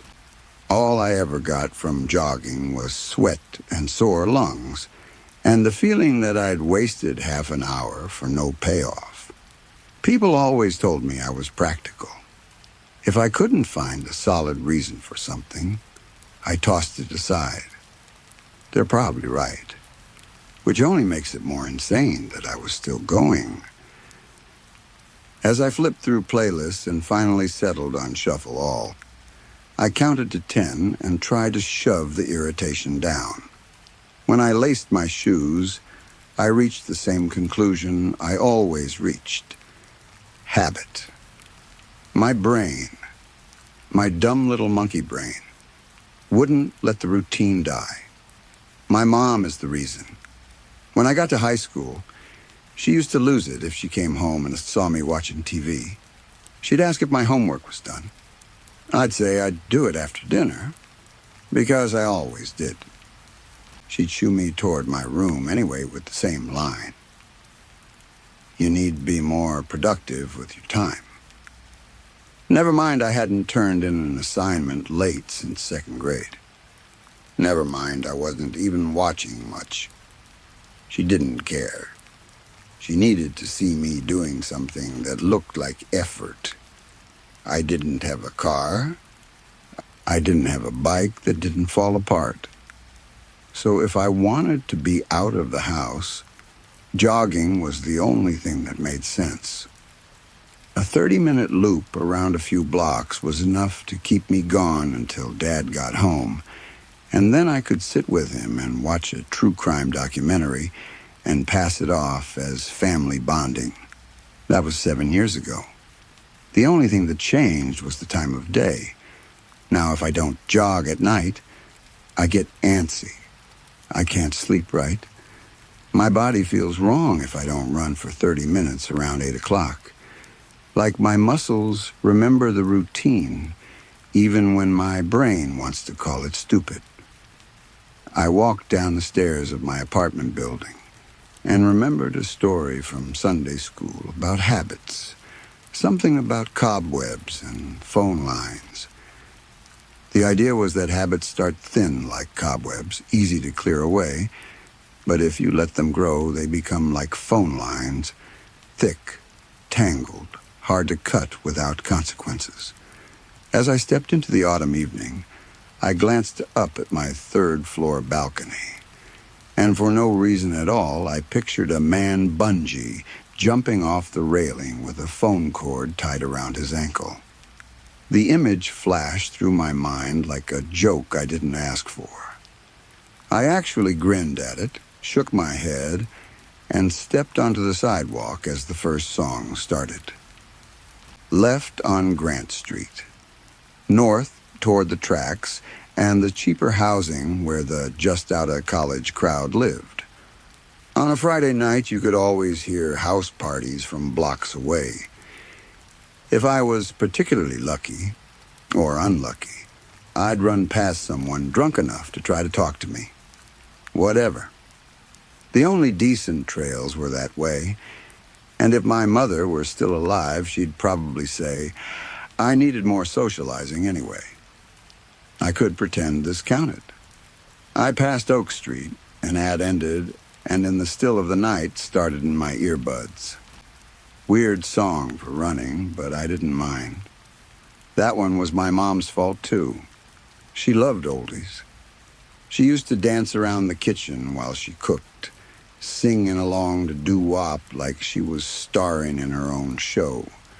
Steam would rise from pans, and the house would fill with the awful smell of vegetables she burned because she refused to admit she didn't know what she was doing.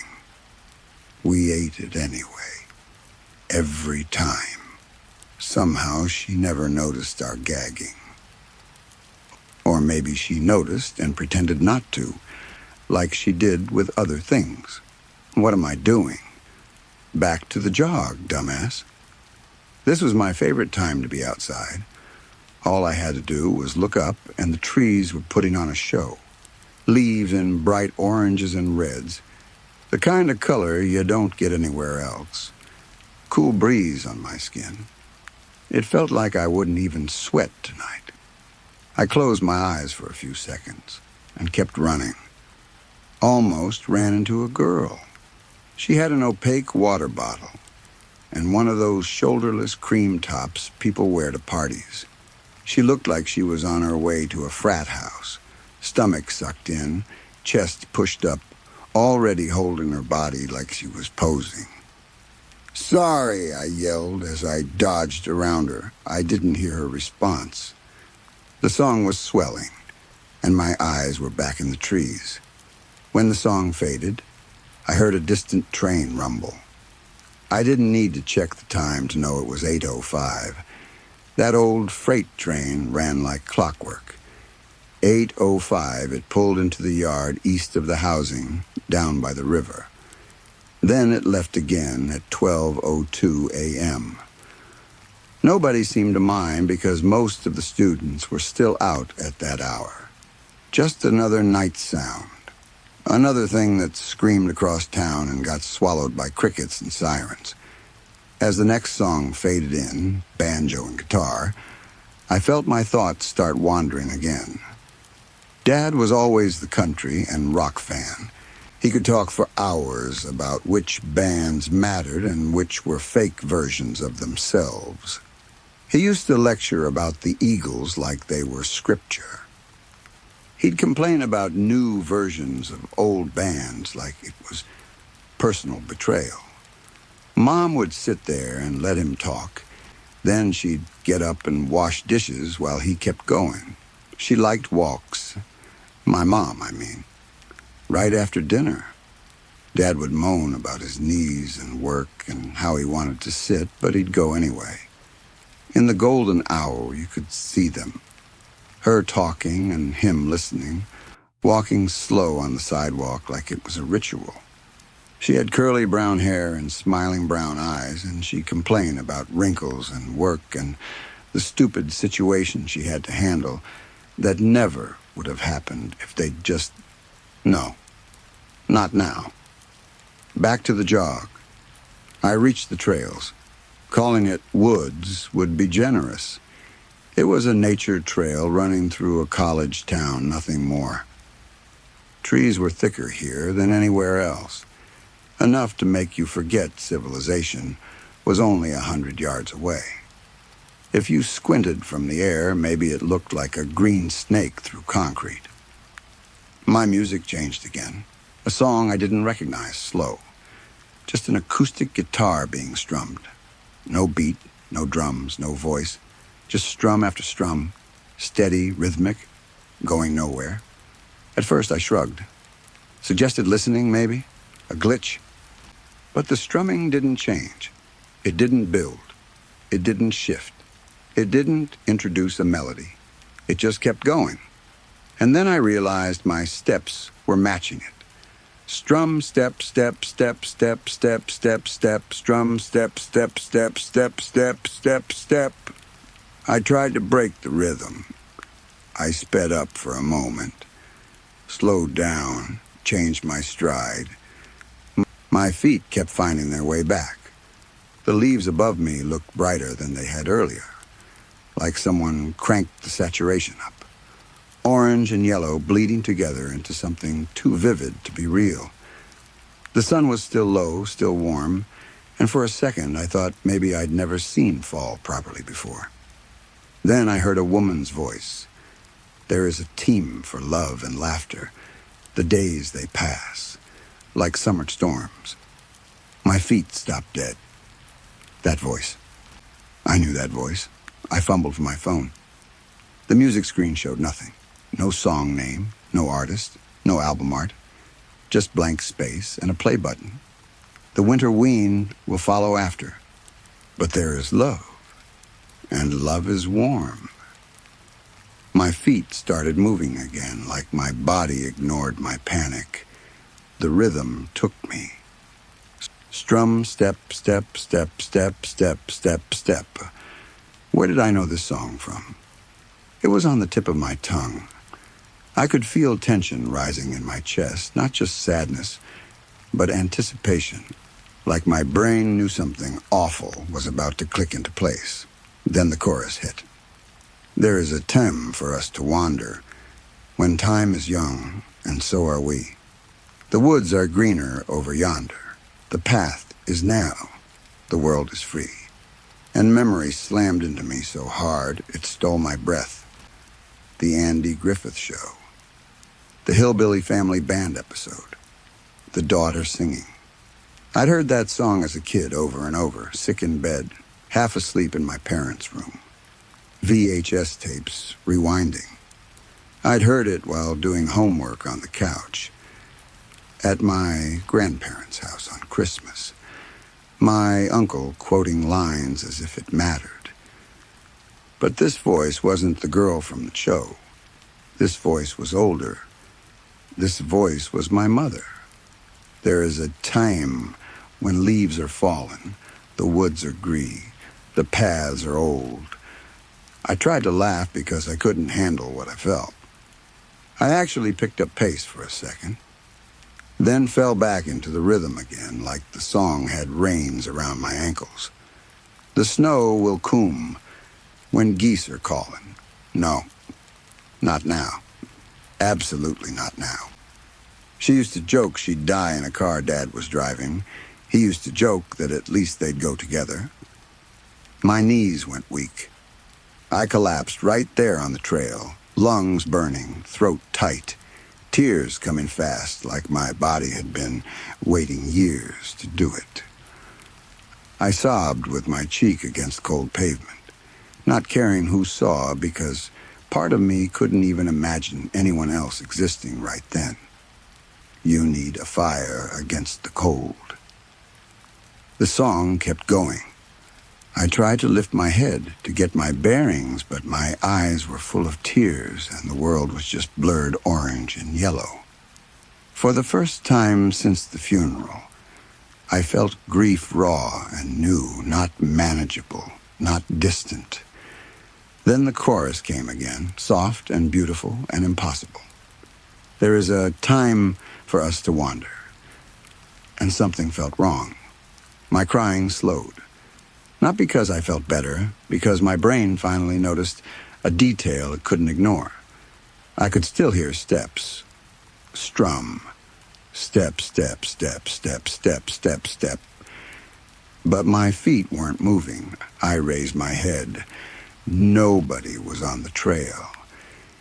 Yet the rhythm continued, and now I realized I could only hear it in one ear, one earbud. My other ear was hearing something else. A new rhythm, deeper, metallic, approaching. The strumming sped up.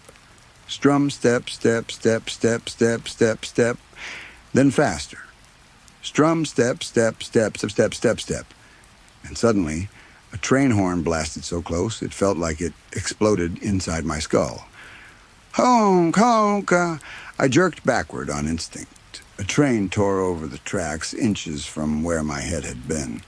For a second, I couldn't move. I could still feel the cold rail against my ear. The train's vibration rattled through my bones. The noise was deafening up this close, and the smell of metal and oil hit me hard. Why was my head on the tracks? Why was I here? It was dark now, full night. My earbuds were silent. No song, no guitar, no voice. I yanked my phone out to check the time, desperate for something solid. Dead battery, no comfort. I sat there watching the train rush by, trying to piece together what had happened, when I noticed something on the other side. 2 glowing dots, about 6 feet off the ground. Like eyes, they were in a clearing, not in a tree, not in the brush, just suspended at a height that meant whatever they belonged to was standing there looking directly at me. And I could feel the emotion coming off them. Not curiosity, anger. Cold, patient anger, like something watching prey. Then, faintly, under the clatter of train cars, I heard a voice, singing. Long and forlorn. My mother's voice somewhere beyond the tracks. Barely audible, but unmistakable. The song didn't match the eyes. The eyes didn't care about the song. The eyes felt like a vulture watching a starving animal, waiting for it to stop moving. And still, every time the space between train cars flashed open and closed, I felt myself being pulled toward those eyes, like a moth toward a porch light. Come on, they seemed to say. You can make it. Just jump through. I squeezed my eyes shut and stumbled backward down the embankment, shaking my head like I could shake the color out of my vision, shake the pull out of my bones. When I opened my eyes again, the train's last cars were passing. The eyes were gone. Only the dark remained beyond the track lights. I stood there for a few minutes, shaking in silence. Then I turned and started running home, telling myself the only thing that mattered was getting inside. It's late, I told myself.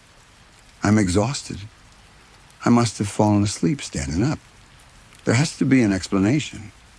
But even as I ran, I knew I wouldn't sleep. Not tonight. Tonight I'd sit by my window with my eyes open, thinking about cobwebs and phone lines and the way habits become restraints. And I'd do what I always do when my mind is scared of one thought. I'd think about anything else. Anything but those goddamn eyes. Story 7. The point where everything went wrong only makes sense in hindsight.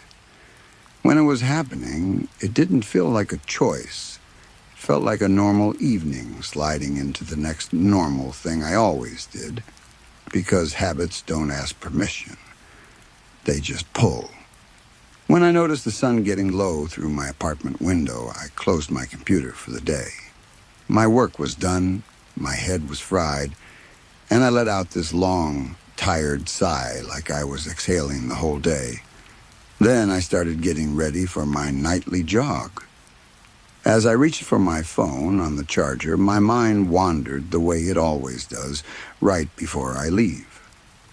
It drifted into the same question I've asked myself 100 times and never answered, in a way that satisfies me. Why does anyone jog? Not run. Jog. There's a difference. Running has a purpose. Even if you aren't literally running toward a destination, you're still running toward something. Training, a time goal, a race, fitness, improvement. In a horror movie, nobody jogs away from a killer. They sprint. They run like their life depends on it. Running is what you do when you have urgency, when you have a goal, when something's chasing you or you're chasing something back. Jogging is different. Jogging is this slow, pointless motion through space that isn't really about getting anywhere. Nobody pushes themselves on a jog. There's no tension in it, no vitality. It's just a socially acceptable way for people to feel good about themselves before they go back to living normally. A bunch of suburban adults meeting at 8 a.m. so they can talk about their kids and then congratulate themselves for not sitting on the couch. When people explain why they jog, they say things like clearing the mind or being social or getting outside. I never understood those parts. All jogging ever gave me was sweat and heavy lungs. People used to tell me I had a practical mind. If something didn't have a solid reason, I'd toss it aside. They were probably right. So why was I going jogging? As I flipped through playlists and eventually settled on Shuffle All, I counted to 10 and tried to push the irritation down. I laced up my shoes, tight and neat, like that would make the whole thing make sense. Habit. That was the answer, like always. My stupid little monkey brain couldn't give up the tradition. It started in high school. My mom got me into it without meaning to, by making the house feel like a place I didn't want to be. When I came home and sat in front of the TV, she'd start in immediately. Did you finish your homework? I'd say I'd do it after dinner. She'd tell me I needed to be more productive.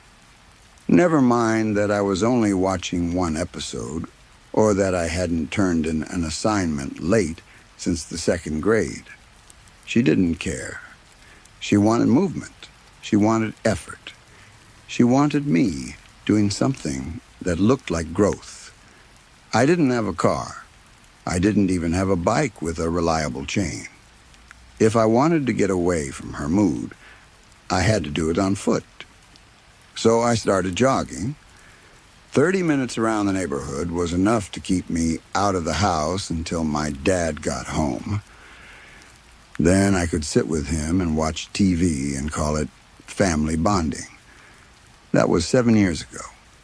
The only thing that changed was the time of day. Now, if I don't jog in the evening, I feel restless. It's physical. I can't sleep right. If I don't run my 30 minutes at 8 o'clock, my body acts like something is missing. As I went down the stairs of my building, I remembered this story from Sunday school about habits. It had something to do with looking behind a counter and seeing cobwebs and phone lines. Cobwebs are easy to clear. Phone lines are tangled and thick and hard to remove. The lesson was that habits start small and then become part of the structure. You should keep the good ones and cut out the bad ones early, before they're impossible. Outside, the air was sharp with fall. I stepped onto the sidewalk and looked up at my balcony on the 3rd floor. For no reason I could explain, my mind flashed an image. Someone bungee jumping from the railing with a phone cord tied around their ankle. It was so sudden and vivid that I actually grinned for a second, like my brain had told a dark joke just for itself. Then I hit play and started jogging, left on Grant Street. north toward the tracks and the cheaper housing where the just-out-of-college crowd lived. On a Friday night, there would be house parties, people yelling on porches, somebody stumbling in the street. If I was lucky, nobody would try to talk to me. If I was unlucky, someone would. I told myself it counted as socializing, because my mom would have said it was unhealthy to spend all day without interacting with anyone. This was the compromise. I'd exist near other humans without having to participate. Straight past Oak Street. The ad break ended, and in the still of the night came on. Weird for jogging, but I didn't mind. It made me think of my mom. She loved oldies. She used to dance in the kitchen while cooking dinner, sing along doo-wop songs her father listened to. Steam would fill the air, and the smell of burning vegetables would cling to everything. She couldn't cook to save her life, but we ate it anyway. We gagged quietly. We pretended. Somehow she never seemed to notice. Or maybe she did and just refused to acknowledge it.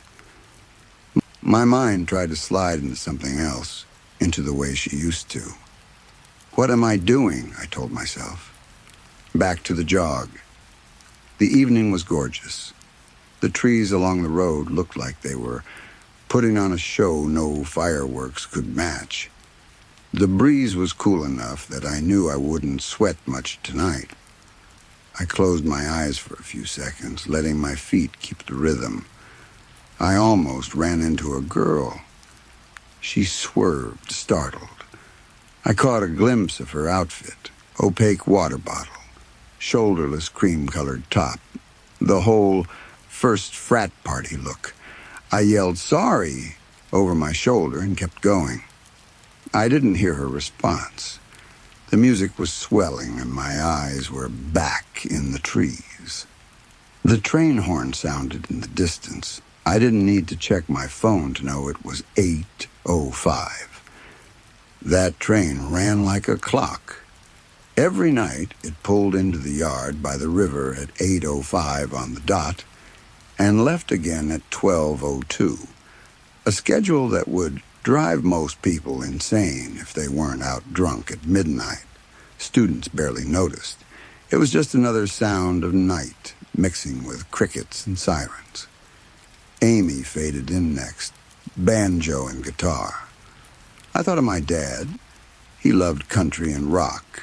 He could talk for hours about the Eagles being the greatest band of all time, about how Lynyrd Skynyrd was solid, but the second version of the band wasn't the same. My mom would let him go on, then quietly get up to do dishes while he found some old song to play. My mom liked walking after dinner.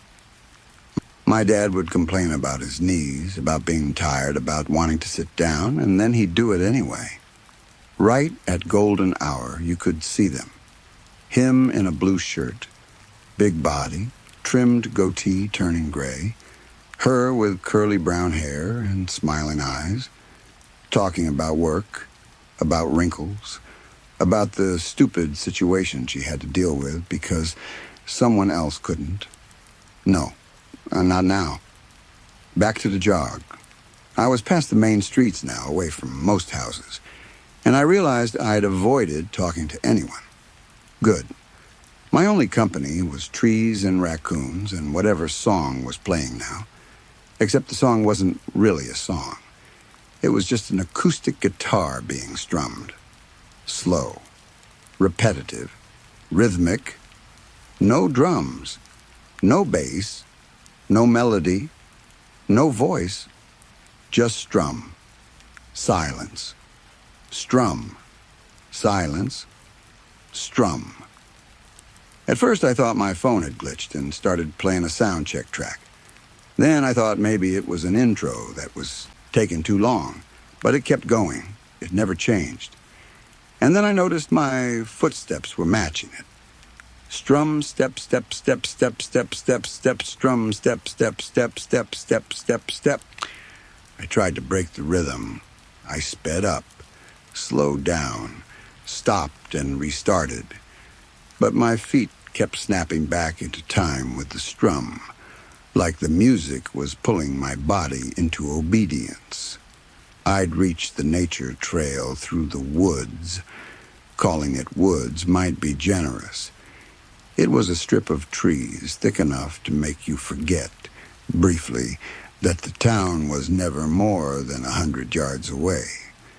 From above, it probably looked like a green snake cutting through concrete.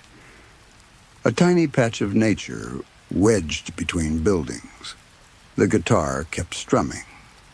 My tension built as if something was coming and my body already knew. I reached for my phone to check what song it was, and that's when the voice entered my ears. A woman's voice. There is a team for love and laughter. The days they pass like summer storms. My legs stopped on their own. My whole body locked. That voice was familiar, not in the normal way songs are familiar, not in the I've heard this before way. Familiar like blood, like memory. I fumbled my phone up in front of my face. There was no song title, no artist's name, nothing. Just a blank space where information should be and a play icon. The voice continued. The winter we end will follow after, but there is Louvre, and love is warm. My feet moved again, pulled back into the rhythm. Strum, step, step, step, step, step, step, step. My thoughts raced. Where did I know this song? My mind scrambled for the answer. And then the chorus hit, and it cracked something open. There is a team for us to wander when time is young, and so are we. I knew it. Andy Griffith Show. That old episode with the Hillbilly Family Band. The daughter singing. My childhood looping in front of a TV while I was sick. Homework on the couch. Christmas at my grandparents' while my uncle quoted the lines before they came on screen. That song. But the voice wasn't the girl from the show. It was slower, sadder, heavy with something that didn't belong on a sitcom. And as the verse went on, my mind tried to go somewhere it didn't want to go. There is a time when leaves are fallen, the woods are green, the paths are old. No, not now. My knees went weak. I kept moving because the rhythm demanded it. But after a few strides, I collapsed onto the pavement, like my body had finally given up fighting. For the first time since the funeral, I cried hard enough that it felt like a physical injury. My chest heaved. My throat burned. I couldn't stop. The tears came out like my body had been holding them back for years, and the song had found the latch. They looked like wax figures in their coffins. Everyone said it was the makeup, the mortician's work, the normal ugliness of death. But for months I couldn't accept that.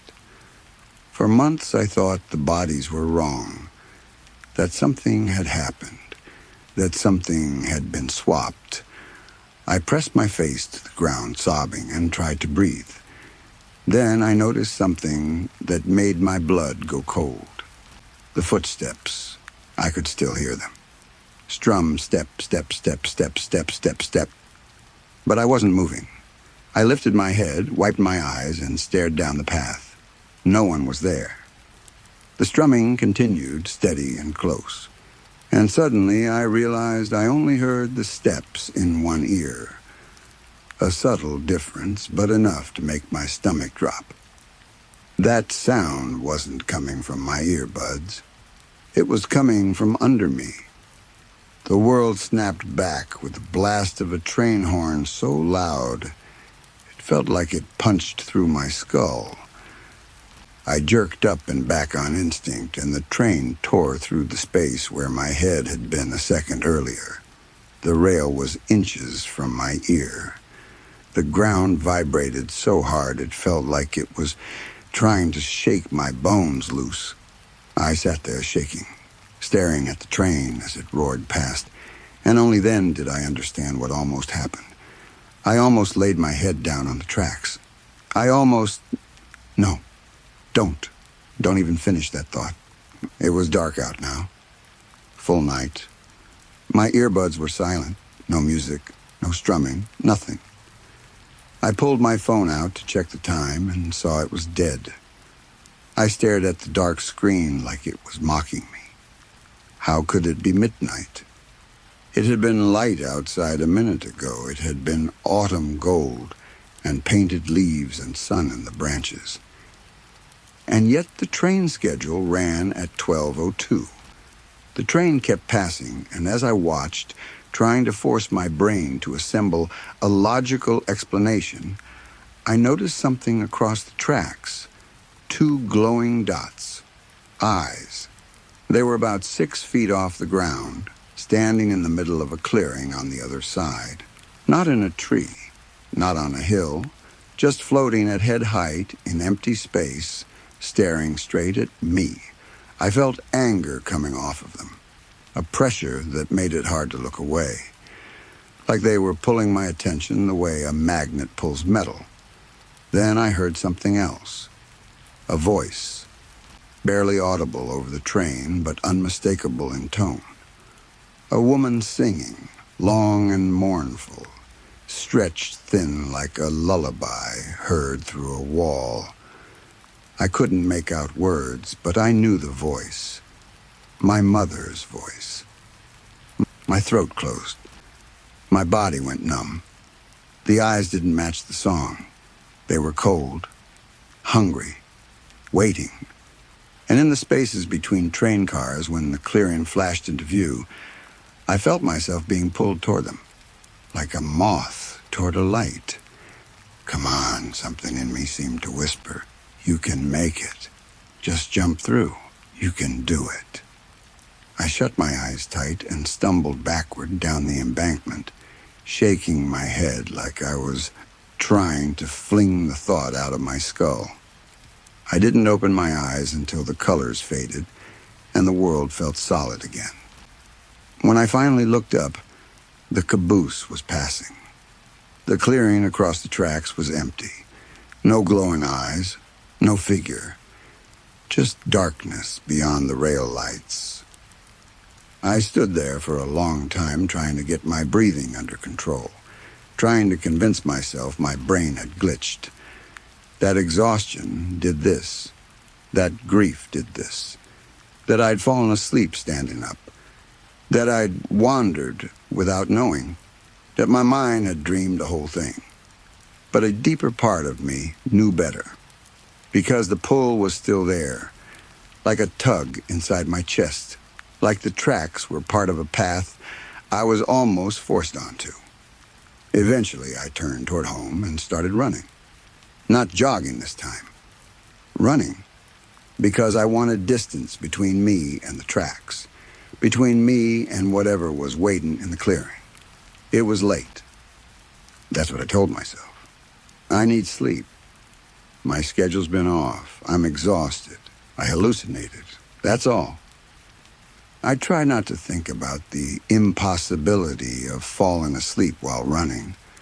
I try not to think about how my phone was dead when I hadn't been out that long. I try not to think about the way the light had vanished like someone had turned it off. I told myself I'd look it up when I got home. I knew I wouldn't. As a cold wind hit my face, I imagined my bed and how badly I wanted it. And I also knew, deep down, I wasn't sleeping tonight. If I was lucky, I'd still be awake when sunrise started bleeding through the blinds. Until then, I'd probably sit by the window and stare out, thinking about cobwebs, thinking about phone cords, thinking about habits that turn into lines you can't untangle. And of course, I'd be thinking about anything but those goddamn eyes.